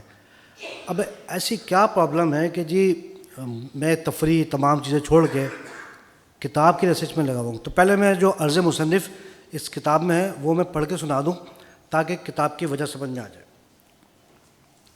میں نے ایسے گھر میں آنکھ کھولی جہاں بچپن سے ہی ہندوستان کی تاریخ اور دیگر موضوعات پر کتابیں گھر میں موجود پائیں۔ والد محمد حمید شیخ مرحوم کو تاریخ سے گہرا شغف تھا۔ والدہ بچوں کو دینی تعلیم دیا کرتی تھیں۔ نوجوانی میں جب قدم رکھا تو درسی کتابوں کے علاوہ ناول، جاسوسی ڈائجسٹ، مختلف رسائل اور دیگر تاریخی موضوعات پر کتابیں پڑھنے کا موقع ملا۔ اسی دور میں سمجھنے کا موقع ملا کہ کسی بھی تاریخی موضوع پہ بغیر کسی مستند حوالہ جات کے لکھی گئی تحریر کو تاریخی ناول کہتے ہیں، جبکہ مستند تاریخی ماخذ اور حوالہ جات کے ساتھ لکھی گئی کتاب کو تاریخ کی کتاب کہا جاتا ہے۔ آج کے دور کا المیہ یہ ہے کہ کسی بھی تاریخی واقعے پر بغیر کسی تاریخی ماخذ کے ساتھ لکھی گئی کسی کتاب کو لوگ تاریخ پر کتاب کہتے ہیں۔ گزشتہ 40 برسوں کے دوران تحریک پاکستان کے موضوع پر متعدد کتابیں پڑھنے کا موقع ملا۔ اس کے ساتھ ساتھ بھارت کے بعض محققین کی تحریروں کا بھی مطالعہ کیا۔ ان تمام مطالعات کے دوران ایک بنیادی سوال بار بار ذہن میں ابھرتا رہا کہ آخر وہ کون سی وجوہات تھیں کہ جن کے باعث صدیوں سے قائم ہندوستان تقسیم ہو گیا۔ اگرچہ دنیا کی تاریخ میں دیگر خطوں کی تقسیم ہوئی، مگر وہ اس طرح کی کوئی انوکھی بات نہیں تھی کہ جس طرح کی ہندوستان کی تقسیم، جو ایک غیر معمولی اور بہت بڑے المیہ کے ساتھ اختتام پذیر ہوئی، جس کی کسک آج تک محسوس کی جاتی ہے، جہاں لاکھوں انسان قتل ہوئے اور بے شمار خاندان برباد ہو گئے۔ یہ سوال بھی شدت سے ذہن میں ابھرا کہ ایک عام ہندوستانی جو صدیوں سے اپنے ہمسایوں کے ساتھ رہتا چلا آ رہا تھا، کس طرح سے ذہنی طور پر اس حد تک گر گیا کہ اپنی بستی اور شہر میں ساتھ پڑھنے والوں کا قاتل بن گیا۔ تحریک پاکستان پر بے شمار کتابیں لکھی جا چکی ہیں، مگر گزشتہ 78 برسوں میں بالعموم اور خصوصاً 1972 کے بعد قیام پاکستان کے خلاف ایک خاص زاویے سے تحریریں سامنے آئیں۔ اس کا نتیجہ یہ نکلا کہ تحریک پاکستان سے وابستہ عظیم اور معزز شخصیات کی کتب یا تو ناپید ہو گئیں یا پھر انہیں مطالعہ پاکستان کا لیبل لگا کر یہ کہہ کر بدنام کر دیا گیا کہ یہ سب تاریخ جھوٹی ہے۔ اس کا نتیجہ یہ نکلا کہ آج کی نسل تحریک پاکستان سے بدظن سی نظر آتی ہے۔ پھر یہ بات کہ اگر سب تاریخ جھوٹی ہے تو پھر جھوٹی تاریخ کہنے والے سچی تاریخ بیان کر دیں، لیکن یہ واضح رہے کہ آپ اپنی سچی تاریخ بیان کرنے میں اگر پاکستان کی جڑوں کو کھوکھلا کر رہے ہیں تو اس کے معنی یہ ہوں گے کہ آپ کو مسئلہ تاریخ کے سچا یا جھوٹا ہونے سے نہیں ہے بلکہ پاکستان سے ہے، جس کا نتیجہ یہ نکلا ہے کہ آج کی نسل تحریک پاکستان سے بدظن سی نظر آتی ہے۔ تاریخی تحقیق میں اس وقت نمایاں بہتری آئی جب دنیا ڈیجیٹل دور میں داخل ہوئی اور ایسی نادر کتابوں اور دستاویزات تک رسائی ممکن ہوئی جو ماضی میں عام قاری کے لیے دستیاب نہ تھیں۔ گزشتہ 35 برسوں کے دوران شہری سندھ کی سیاست، مختلف سیاسی رہنماؤں کے پاکستان کے پارلیمانی اداروں اور اخبارات میں دیے گئے نفرت انگیز بیانات کو پڑھنے اور سننے کے بعد بارہا یہ خواہش پیدا ہوئی کہ تحریک پاکستان، تقسیم ہند، ہجرت اور مہاجرین کی پاکستان آمد جیسے موضوعات پر کچھ لکھا جائے۔ تاہم جب بھی قلم اٹھانے کا خیال آیا تو یہ سوچ حائل ہو گئی کہ جب مطالعے کا رجحان ہی کم ہے تو اس قدر محنت کیوں کی جائے۔ بالآخر یہ احساس غالب آیا کہ چاہے چند لوگ ہی کیوں نہ پڑھیں، مجھے اپنا فرض ادا کرنا چاہیے۔ جب بھی اردو بازار کراچی یا لاہور سے ان موضوعات پر کتابیں خریدیں وہ میرے ذہن کو مطمئن نہیں کر سکیں۔ میرے ذہن میں یہ سوال گردش کرتا رہا کہ ہندوستان کی تقسیم آخر کیوں ہوئی، لاکھوں جانیں کیوں ضائع ہوئیں اور دونوں ملکوں میں ہزاروں عورتیں اغوا کیوں کی گئیں۔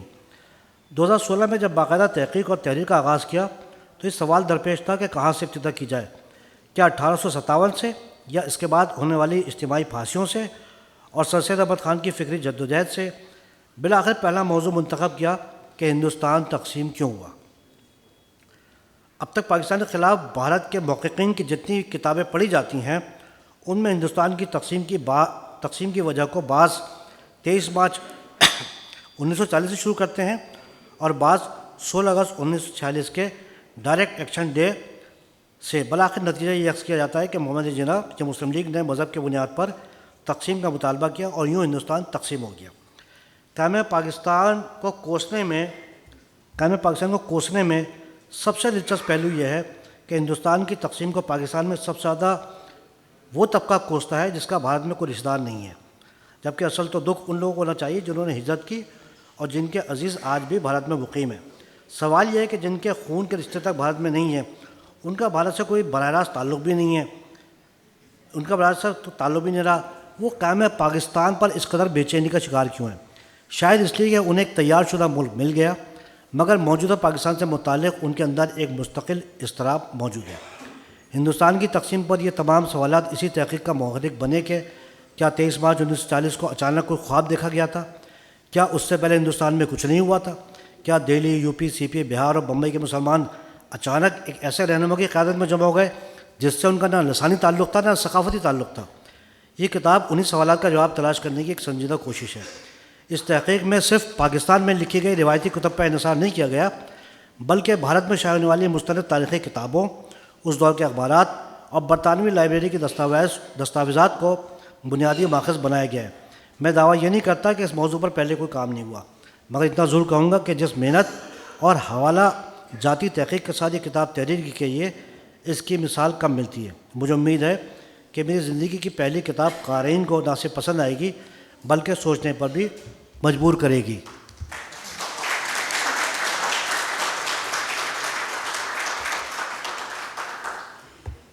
اچھا، بات یہ ہے کہ 2016 میں جو میں نے ذکر کیا، ایک محفل میں پاکستان کے موضوع پر کہیں میری بحث ہو گئی، اور اس بحث کے درمیان پڑھے لکھے لوگ تھے، صحافی لوگ تھے، اور میں نے کہا کہ نہیں، تاریخ میں یہ اس طرح نہیں، اس طرح ہے، اس طرح نہیں، اس طرح ہے۔ لیکن مجھے بڑی حیرانی ہوئی کہ ایک صحافی بھی یہاں پر، اور جو ایک عام پڑھا لکھا بندہ بھی، وہ تاریخ سے بالکل نابلد ہے۔ تو میں نے بڑی تحقیق کی کہ آخر ایسا کیوں ہوتا ہے کہ پڑھا لکھا بندہ وہ تاریخ سے لائن ہو جاتا ہے۔ تو سمجھ میں یہ آیا، اور جو تحقیق کی سمجھ میں یہ آیا کہ تاریخ سے بڑی ایک اور چیز ہے، وہ ہے پروپیگنڈا۔ اگر پروپیگنڈا اسٹرانگ ہے تو تاریخ دب کے رہ جاتی ہے۔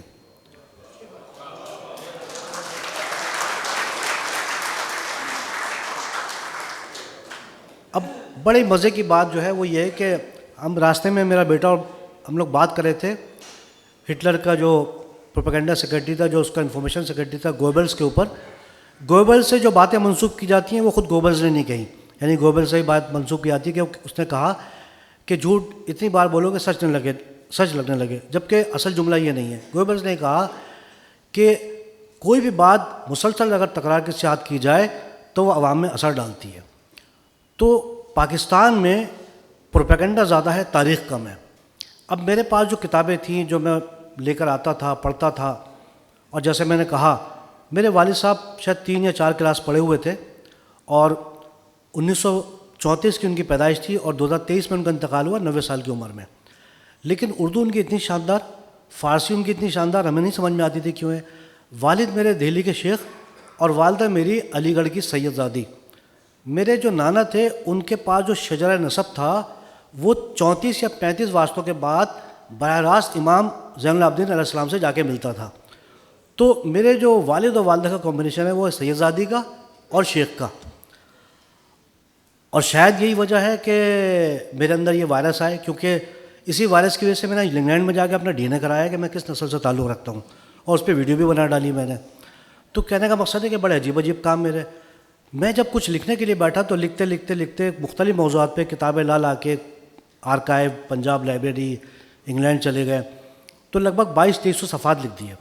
ابھی میرے ایک صاحب ہیں یہاں پر، وہ آئے نہیں ہیں شاید ابھی، ایڈوکیٹ صاحب، اور میر حسین علی امام صاحب، اور جو شاہد آصف پاشا صاحب یہاں موجود ہوں، یعنی چند میرے اصحاب ایسے کہ جنہیں میں نے اپنا لکھا ہوا دکھایا تو میں نے کوئی 2200-2300 صفحات لکھ دیے۔ اب وہ 2200-2300 صفحات کس کام کے ہوں گے، کیونکہ وہ مختلف موضوعات پہ۔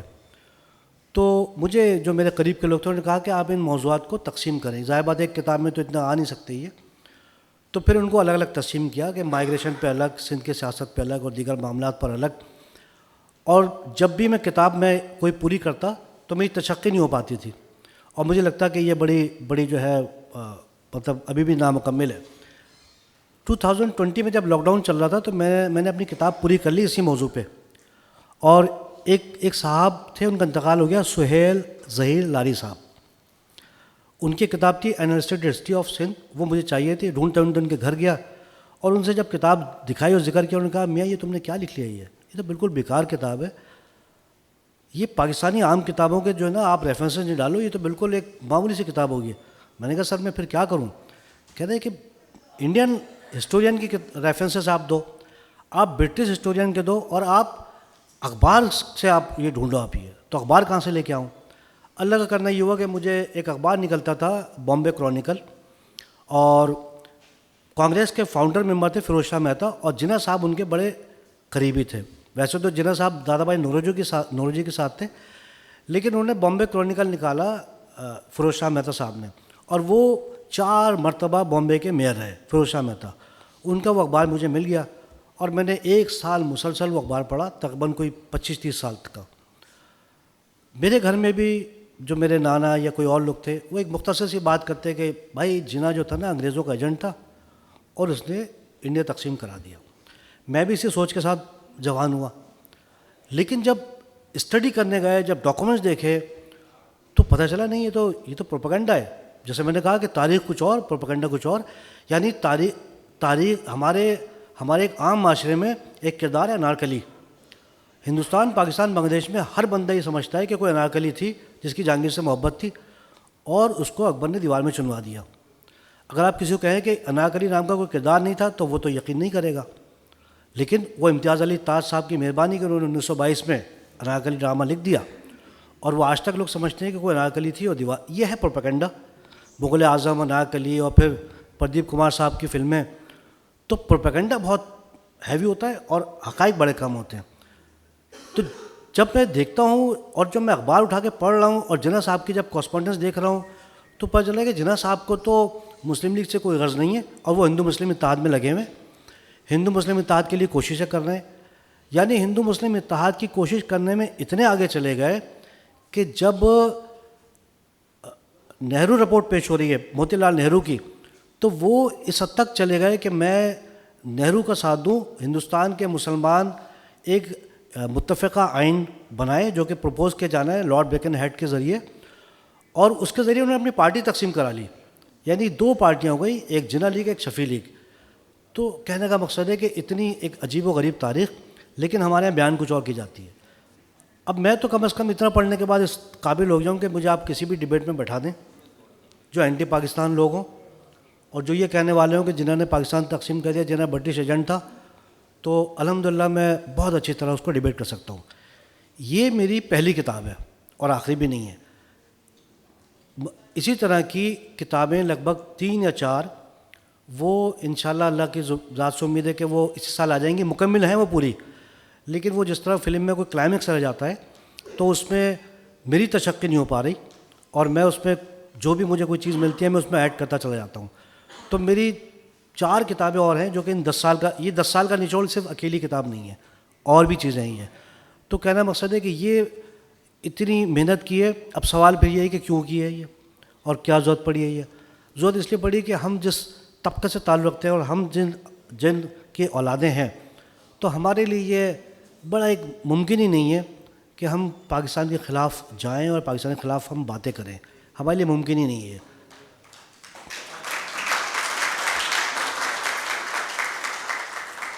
تو اس میں جو میں مختلف چیپٹر لے کے چلا ہوں اور اس میں مرحلہ وار چلا ہوں. جب مرحلہ وار چلا تو سب سے بڑی غلط فہمی ہمارے پاس جو ہمارے یہاں ہے وہ یہی ہے کہ شاید 23 مارچ 1940 کو ہو گیا. ہندوستان میں 1871 کے بعد مسلسل فسادات ہوئے ہیں. میں نے ان فسادات کو تفصیل سے لکھا ہے اور آپ کو پاکستانی کتابوں میں کہیں پر بھی رائل انڈین نیوی کی بغاوت نہیں ملے گی. وہ ایک بہت بڑا فیکٹر تھا، ہماری کتابوں میں اس کا ذکر ہی نہیں ہے. اس کراچی میں کماڑی میں بغاوت ہو رہی ہے 1946 کے اندر. احمد آباد میں فسادات ہو رہے ہیں. 262 فسادات ہوئے ہیں ہندوستان میں، 262 فسادات. اور عجیب و غریب بیان کیا جاتا ہے کہ ہم تو ہندوستان میں آرام سے رہ رہے تھے، یہ تو جناح صاحب نے تقسیم کروا دیا. نہیں، ایسا نہیں ہے. تقسیم ہونی نہیں تھی. لیکن اس کتاب میں نے کئی جگہ لکھا ہے کہ कांग्रेस ने कई मौक़ों पे मुस्लिम लीग को जीने नहीं दिया, यानी कई जगह ऐसा हुआ है कि लियाकत अली ख़ान साहब ये कोशिश कर रहे हैं कि वो मुत्तहिदा हिंदुस्तान में रहें, लेकिन नहीं। इस किताब में जब आप पढ़ेंगे तो आपको नई नई चीज़ें पता चलेंगी। मैं दावा नहीं का इसलिए कर रहा हूँ कि मैंने और उन किताबों में नहीं पढ़ा कि जुलाई 1946 में कांग्रेस अपने सारी चीज़ों से बैकआउट हो गई है, और जिन्ना साहब हैं और लियाकत अली ख़ान साहब हैं वो बिल्कुल सरेंडर करे हुए कि ठीक है जी आप कॉन्स्टिट्यूट असम्बली में ये करें। तो ये किताब जो थी तकरीबन कोई 850 सफ़ात की थी, इसको शॉर्ट कर करके 700 सफ़ात पे किया, और ख्वाजा रज़ी हैदर साहब आए नहीं हैं। उन्होंने जब किताब पढ़ी मेरे घर तशरीफ़ लाए, 2-2.5 घंटे बातें करते रहे, और मैंने कहा कि हज़रत कुछ इस पर आप इज़हार ख़्याल कीजिएगा। तो कहने लगे कि तुम तकरीबन रुनुमाई तो करोगे? मैंने कहा जी करूँगा। कहने लगे फिर मैं वहीं कहूँगा जो कहना है मुझे। उन्होंने मुझसे कुछ कहा नहीं, हरफ 27 तो उन्होंने लिख दी है, लेकिन मज़ीद कुछ कहना था। चूँकि तबीयत उनकी नासाज है और मैं आज दोपहर तक भी उनसे राब्ते में रहा, तो ख्वाजा रज़ी हैदर साहब को आप जानते हैं कि कितनी बड़ी शख्सियत हैं, कि इस वक्त तारीख़ पाकिस्तान में चंद 2-4 शख्सियात हैं जिनमें उनका नाम आता है। तो ये उसमें फिर अभी एक अजीब व गरीब सिलसिला चल रहा होता है पाकिस्तान में कि जी इन सूबों ने पाकिस्तान बनाया। सूबों का मरहला तो बाद में आया है। पहले ये है कि 2 शख्सियात हैं कि जो हिंदुस्तान की तकसीम में किरदार अदा कर रही थी, एक जिन्ना साहब और एक लियाकत अली ख़ान साहब। यही गए। मैं जब ब्रिटिश लाइब्रेरी में जब आप जाएँ तो इतने सारे डॉक्यूमेंट्स हैं कि जब मैं पहली मरतबा गया तो मैं तो हॉल में खड़ा देख के ये सोचा मैं शुरू कहाँ से करूँ मैं, और बेताशा यानी बेताशा डॉक्यूमेंट्स हैं। तो जो भी कोई कॉरस्पॉन्डेंस किसी गवर्नर का हो रहा है, यानी ब्रिटिश गवर्नर्स का, वो पढ़ने के लायक हैं। और हाँ, इतना ज़रूर है कि जो कहा जाता है कि अंग्रेज़ों ने हमें लड़ाया तो वो अपनी एक पॉलिसी चल रहे होते थे, लेकिन वो तो लड़ने वाले पर डिपेंड करता था कि क्यों लड़े वो। बुनियादी इसमें बाखिज़ मैंने लिखे हैं, और हिंदुस्तान की तकसीम कभी भी नहीं होती अगर बिहार के फसादात ना होते। बिहार के फसादात इतने बदतरीन फसादात हुए हैं। मैंने अखबार से, जो बॉम्बे क्रॉनिकल अखबार है, उसके मरहला वार में तरतीब लेके चला हूँ। गांधी जी प्रो हिंदू लीडर थे, पंडित जवाहरलाल नेहरू प्रो हिंदू लीडर थे, जयप्रकाश नारायण प्रो हिंदू लीडर थे, सरदार वल्लभ भाई पटेल का तो खैर क्या ही कहना कि वो कितने एक्सट्रीमिस्ट थे। अब इतने एक्सट्रीमिस्ट और वो लोग हैं ना, वो यानी ये कहा जाता है कि जिन्ना साहब ने मज़हब के नाम पे तकसीम करा दिया। तो वो जो कांग्रेस के रहनुमा थे वो क्या कर रहे थे? वो कौन से बुद्धिज़्म का काम कर रहे थे? वो भी हिंदुज़म का काम कर रहे थे वो। तो जब डॉक्यूमेंट्स पढ़ते हैं, जब चीज़ें देखते हैं कि जो मैंने इसमें लिखने की कोशिश की है, और अल्लाह करे कि मैं अगली भी कोई महफ़िल मुनक़्क़िद कर सकूँ जो मेरी जो किताबें हैं, तो बुनियादी जो तकसीम की वजह है वो सिर्फ़ और सिर्फ बिहार के फसादात हैं। अहमदाबाद में फसादात हुए, बॉम्बे में फसाद होते हैं। मैंने इन तमाम फसादात को तरतीबवार लिखा है। मैंने अखबार की ख़बरें लगाई हैं, बॉम्बे क्रॉनिकल की ख़बरें लगाई हैं, और कभी भी मैंने कई किताबों में अहमदाबाद के फसादात नहीं पढ़े, लेकिन अहमदाबाद में फसादात हुए। बंगाल में फसादात हो रहे हैं, नवाखली में, और जो हमारे गांधी जी हैं वो बिहार नहीं जा रहे हैं। वो कह रहे हैं कि जी मुझे तो कहा जा रहा है कि आप यहीं पर रहें, वहाँ पे जाने की ज़रूरत नहीं है।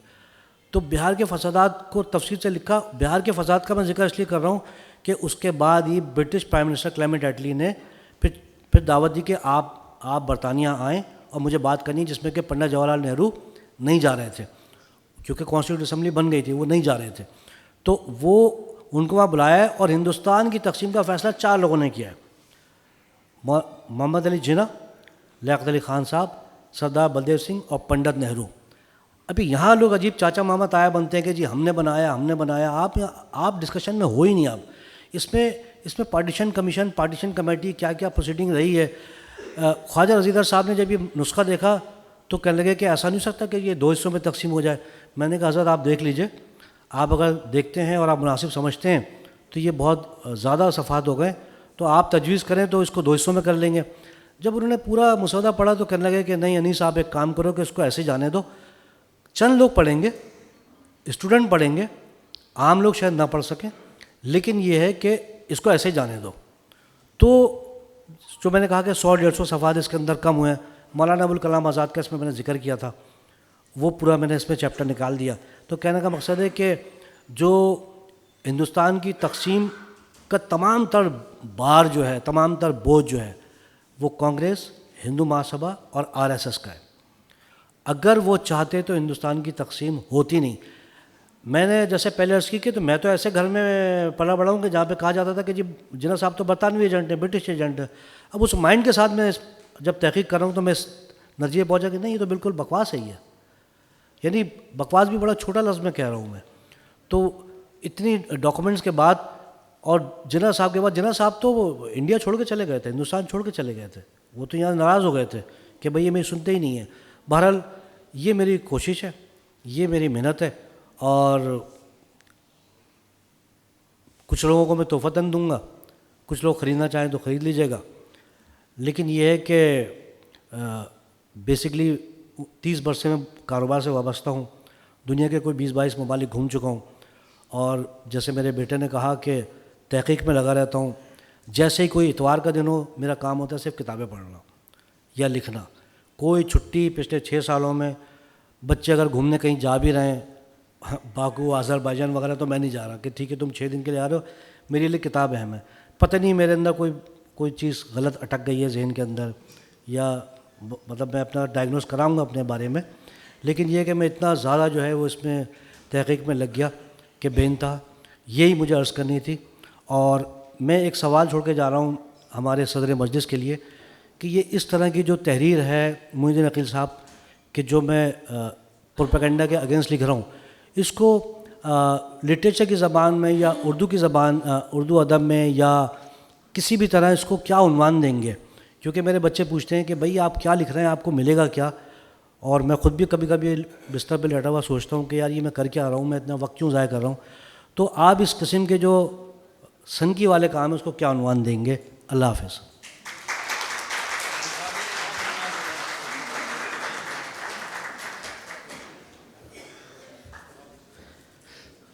بہت بہت شکریہ، آپ لوگوں نے اتنی توجہ کے ساتھ میرے والد صاحب کی باتیں سنی، اور اب تک اتنی توجہ کے ساتھ آپ سب لوگ بیٹھے ہوئے ہیں. یقیناً آپ لوگ تھک گئے ہوں گے، اور میں زیادہ وقت نہیں لوں گا، اور پروگرام کا اختتام بس جلد ہونے والا ہے ہمارا. اس وقت میں صدر مجلس معین الدین عقیل صاحب کو بلانا چاہوں گا. ہمارے بڑے ہی سینئر انٹلیکچوئل معین الدین عقیل صاحب، پلیز آئیے.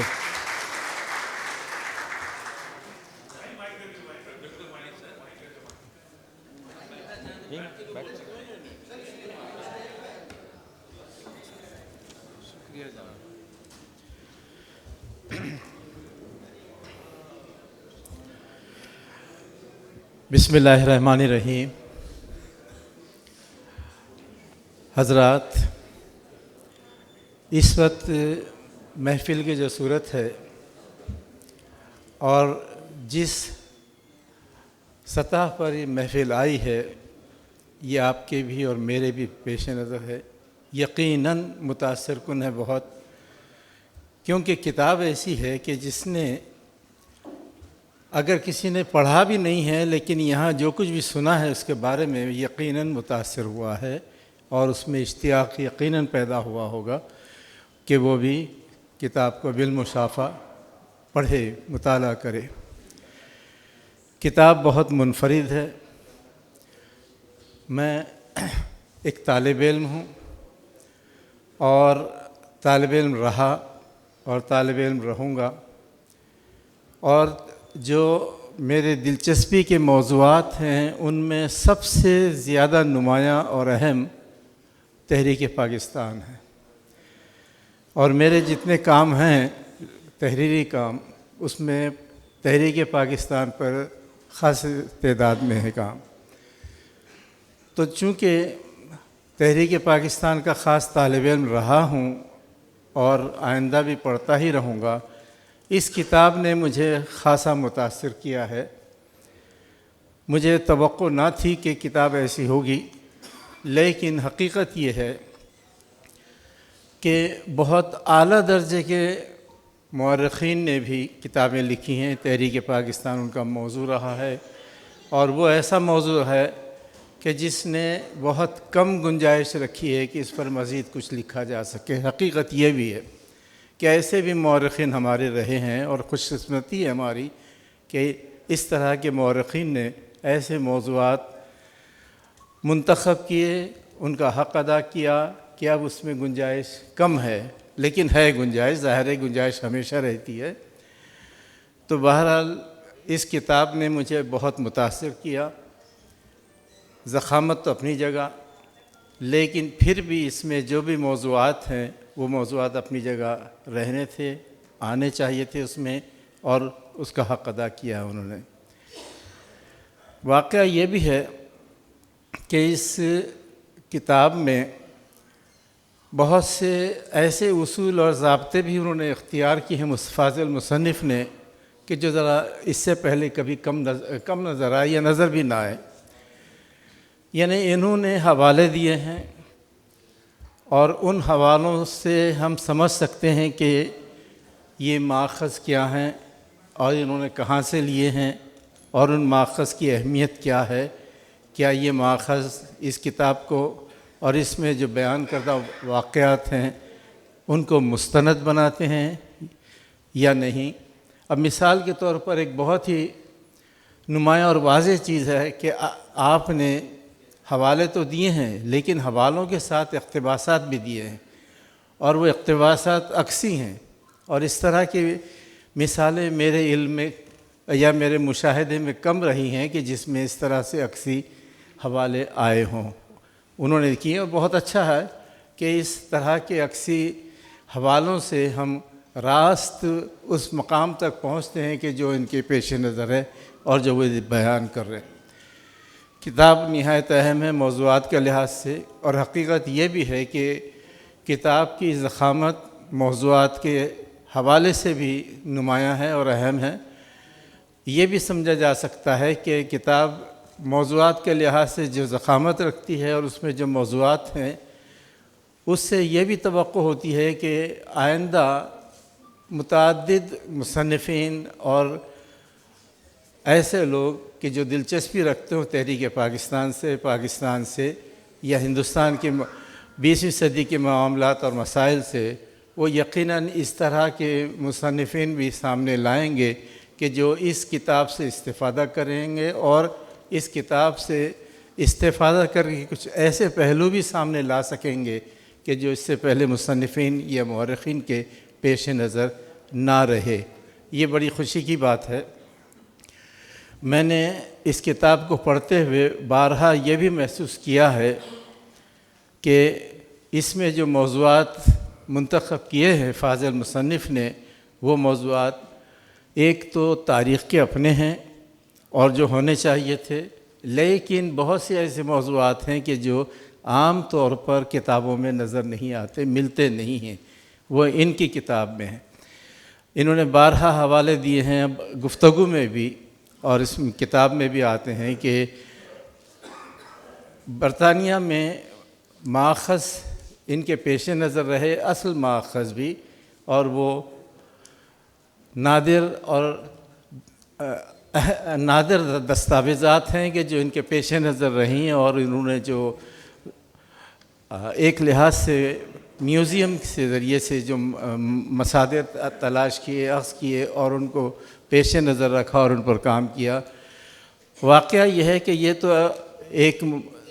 ایک ماخذ کا حوالہ دیتے ہیں یا ایک عجائب گھر کا حوالہ دیتے ہیں، لیکن مزید ایسے عجائب گھر دنیا میں اور بھی دیگر شہروں میں بھی، یعنی یہ تو انہوں نے مانچسٹر یا انگلینڈ کا حوالہ دیا ہے، اور دوسرے حوالے بھی دے سکتے ہیں یہ، اور ہو سکتا ہے ان کے پیش نظر بھی ہوں، لیکن حقیقت یہ ہے کہ دنیا میں اور بھی ایسے کتب خانے موجود ہیں کہ جہاں جنوبی ایشیا کے تعلق سے، پاکستان کے تعلق سے ایسے ماخذ اور دستاویزات موجود ہیں کہ جن پر کام کرنے کی ابھی بھی گنجائش موجود ہے، اور یہ یقیناً جو مستقبل کے مورخین ہیں اس کتاب کو دیکھتے ہوئے ان میں یہ ضرور تحریک پیدا ہو سکتی ہے کہ ان دیگر ماخذ کو بھی پیش نظر رکھا جائے کہ جو اس میں شامل نہ ہو سکے یا جن سے استفادہ اس کتاب میں نہ ہو سکا۔ یقیناً ایسی توقع ہمیں بھی رکھنی چاہیے، اور ہم یہ جانتے ہیں کہ فاضل مصنف کے پیش نظر ابھی بھی منصوبے ایسے ہیں کہ جو یہ پائے تکمیل تک پہنچانا چاہتے ہیں، ان میں یقیناً ایسے ماخذ ان کے پیش نظر بھی مزید معلومات کا اضافہ کریں گے کہ جو اسی موضوع کے حوالے سے ہے یا جو ان کی دلچسپی کے موضوعات کے بارے میں ہے، تو یہ یقیناً ایسی کوششیں ہوں گی کہ جو ہماری تاریخ میں یا تاریخ نویسی میں اضافہ کریں گی اور اسے مفید بنائیں گی۔ آپ نے ایک سوال کیا تھا اپنی گفتگو کے آخر میں کہ اس کو کیا کہا جا سکتا ہے، اس اسلوب کو، کہ جس اسلوب سے یہ کتاب لکھی گئی ہے، یہ اصل میں تاریخ نویسی ہے، اس لیے کہ اس میں آپ نے جو کچھ تاریخ ہے اس کو لکھنے کی کوشش کی ہے، اور جس اصول اور ضابطے سے لکھنے کی کوشش کی ہے یہ واقعی آپ کا اپنا بھی ہے، لیکن پھر بھی ایک مسلمہ طریقہ ہے، اور اس مسلمہ طریقہ کو آپ نے اختیار کیا ہے اور اسی کی پیروی کی ہے، اور اس لحاظ سے یہ بہت مستند کام ہوگا جو آپ آئندہ بھی کریں گے۔ بہرحال میں زیادہ بات نہیں لوں گا، بہت عمدہ باتیں میں نے سنی ہیں آج، اور فاضل مصنف کی اس کتاب کو بھی میں نے سرسری طور پر دیکھا ہے ابھی، اور پھر جو گفتگو ہوئی ہے اور دیگر اصحاب کی جو گفتگو یہاں پر ہوئی ہے وہ سب بہت مفید ہے، اور میں اس کے لیے بہت شکر گزار ہوں کہ اس موقع پر مجھے یہاں پر مدعو کیا گیا اور میں یہاں حاضر ہوا ہوں اور اپنے خیالات کو بیان کر سکا ہوں۔ بہت بہت شکریہ آپ کا۔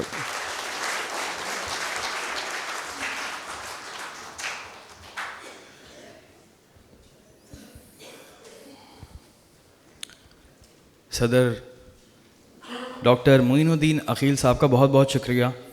اب آفیشیلی ہمارے اسپیکرز کا جو سیشن تھا وہ ختم ہو گیا، اور آفیشیلی کہہ سکتے ہیں کہ تقریب رونمائی اختتام پذیر ہوئی، اور جلد از جلد ہم ایک اور سیشن کی طرف بڑھتے ہیں۔ اور کتابیں، پاپا آ جائیے پلیز پلیز، بہت بہت شکریہ۔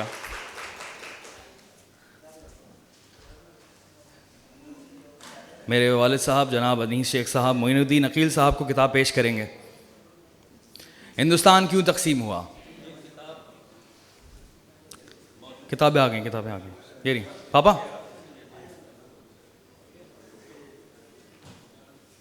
یہ کیا کر رہے ہیں؟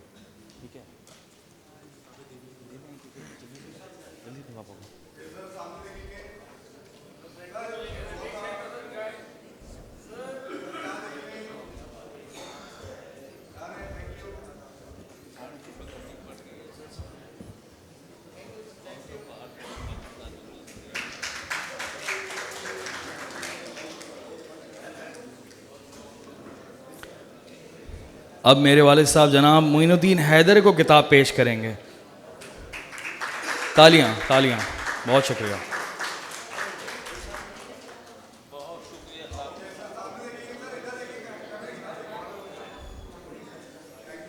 ڈاکٹر سہیل شفیق صاحب، میرے والد صاحب جو ہیں وہ ڈاکٹر سہیل شفیق صاحب کو کتاب پیش کریں گے، پلیز تالیوں میں۔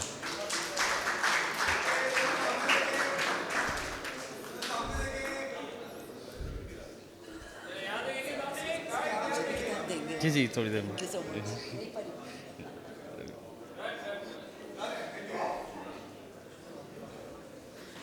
محترمہ کشور زہرا صاحبہ پلیز تالیاں۔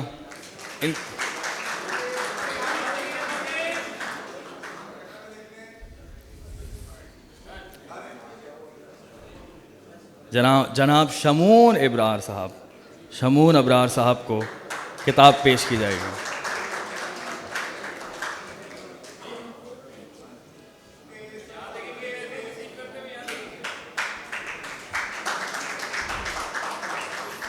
شبیر ابن عادل صاحب کو کتاب پیش کی جائے گی، اور جو ریسیو کر رہے ہیں اکبر علی صاحب وہ اس کو وصول کریں گے۔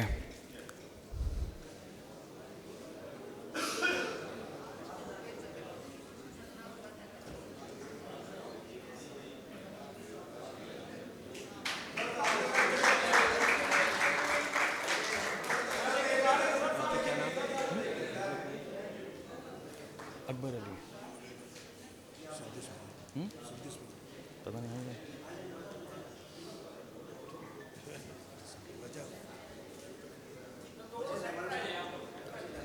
مجید رحمانی صاحب کو کتاب پیش کی جا رہی ہے.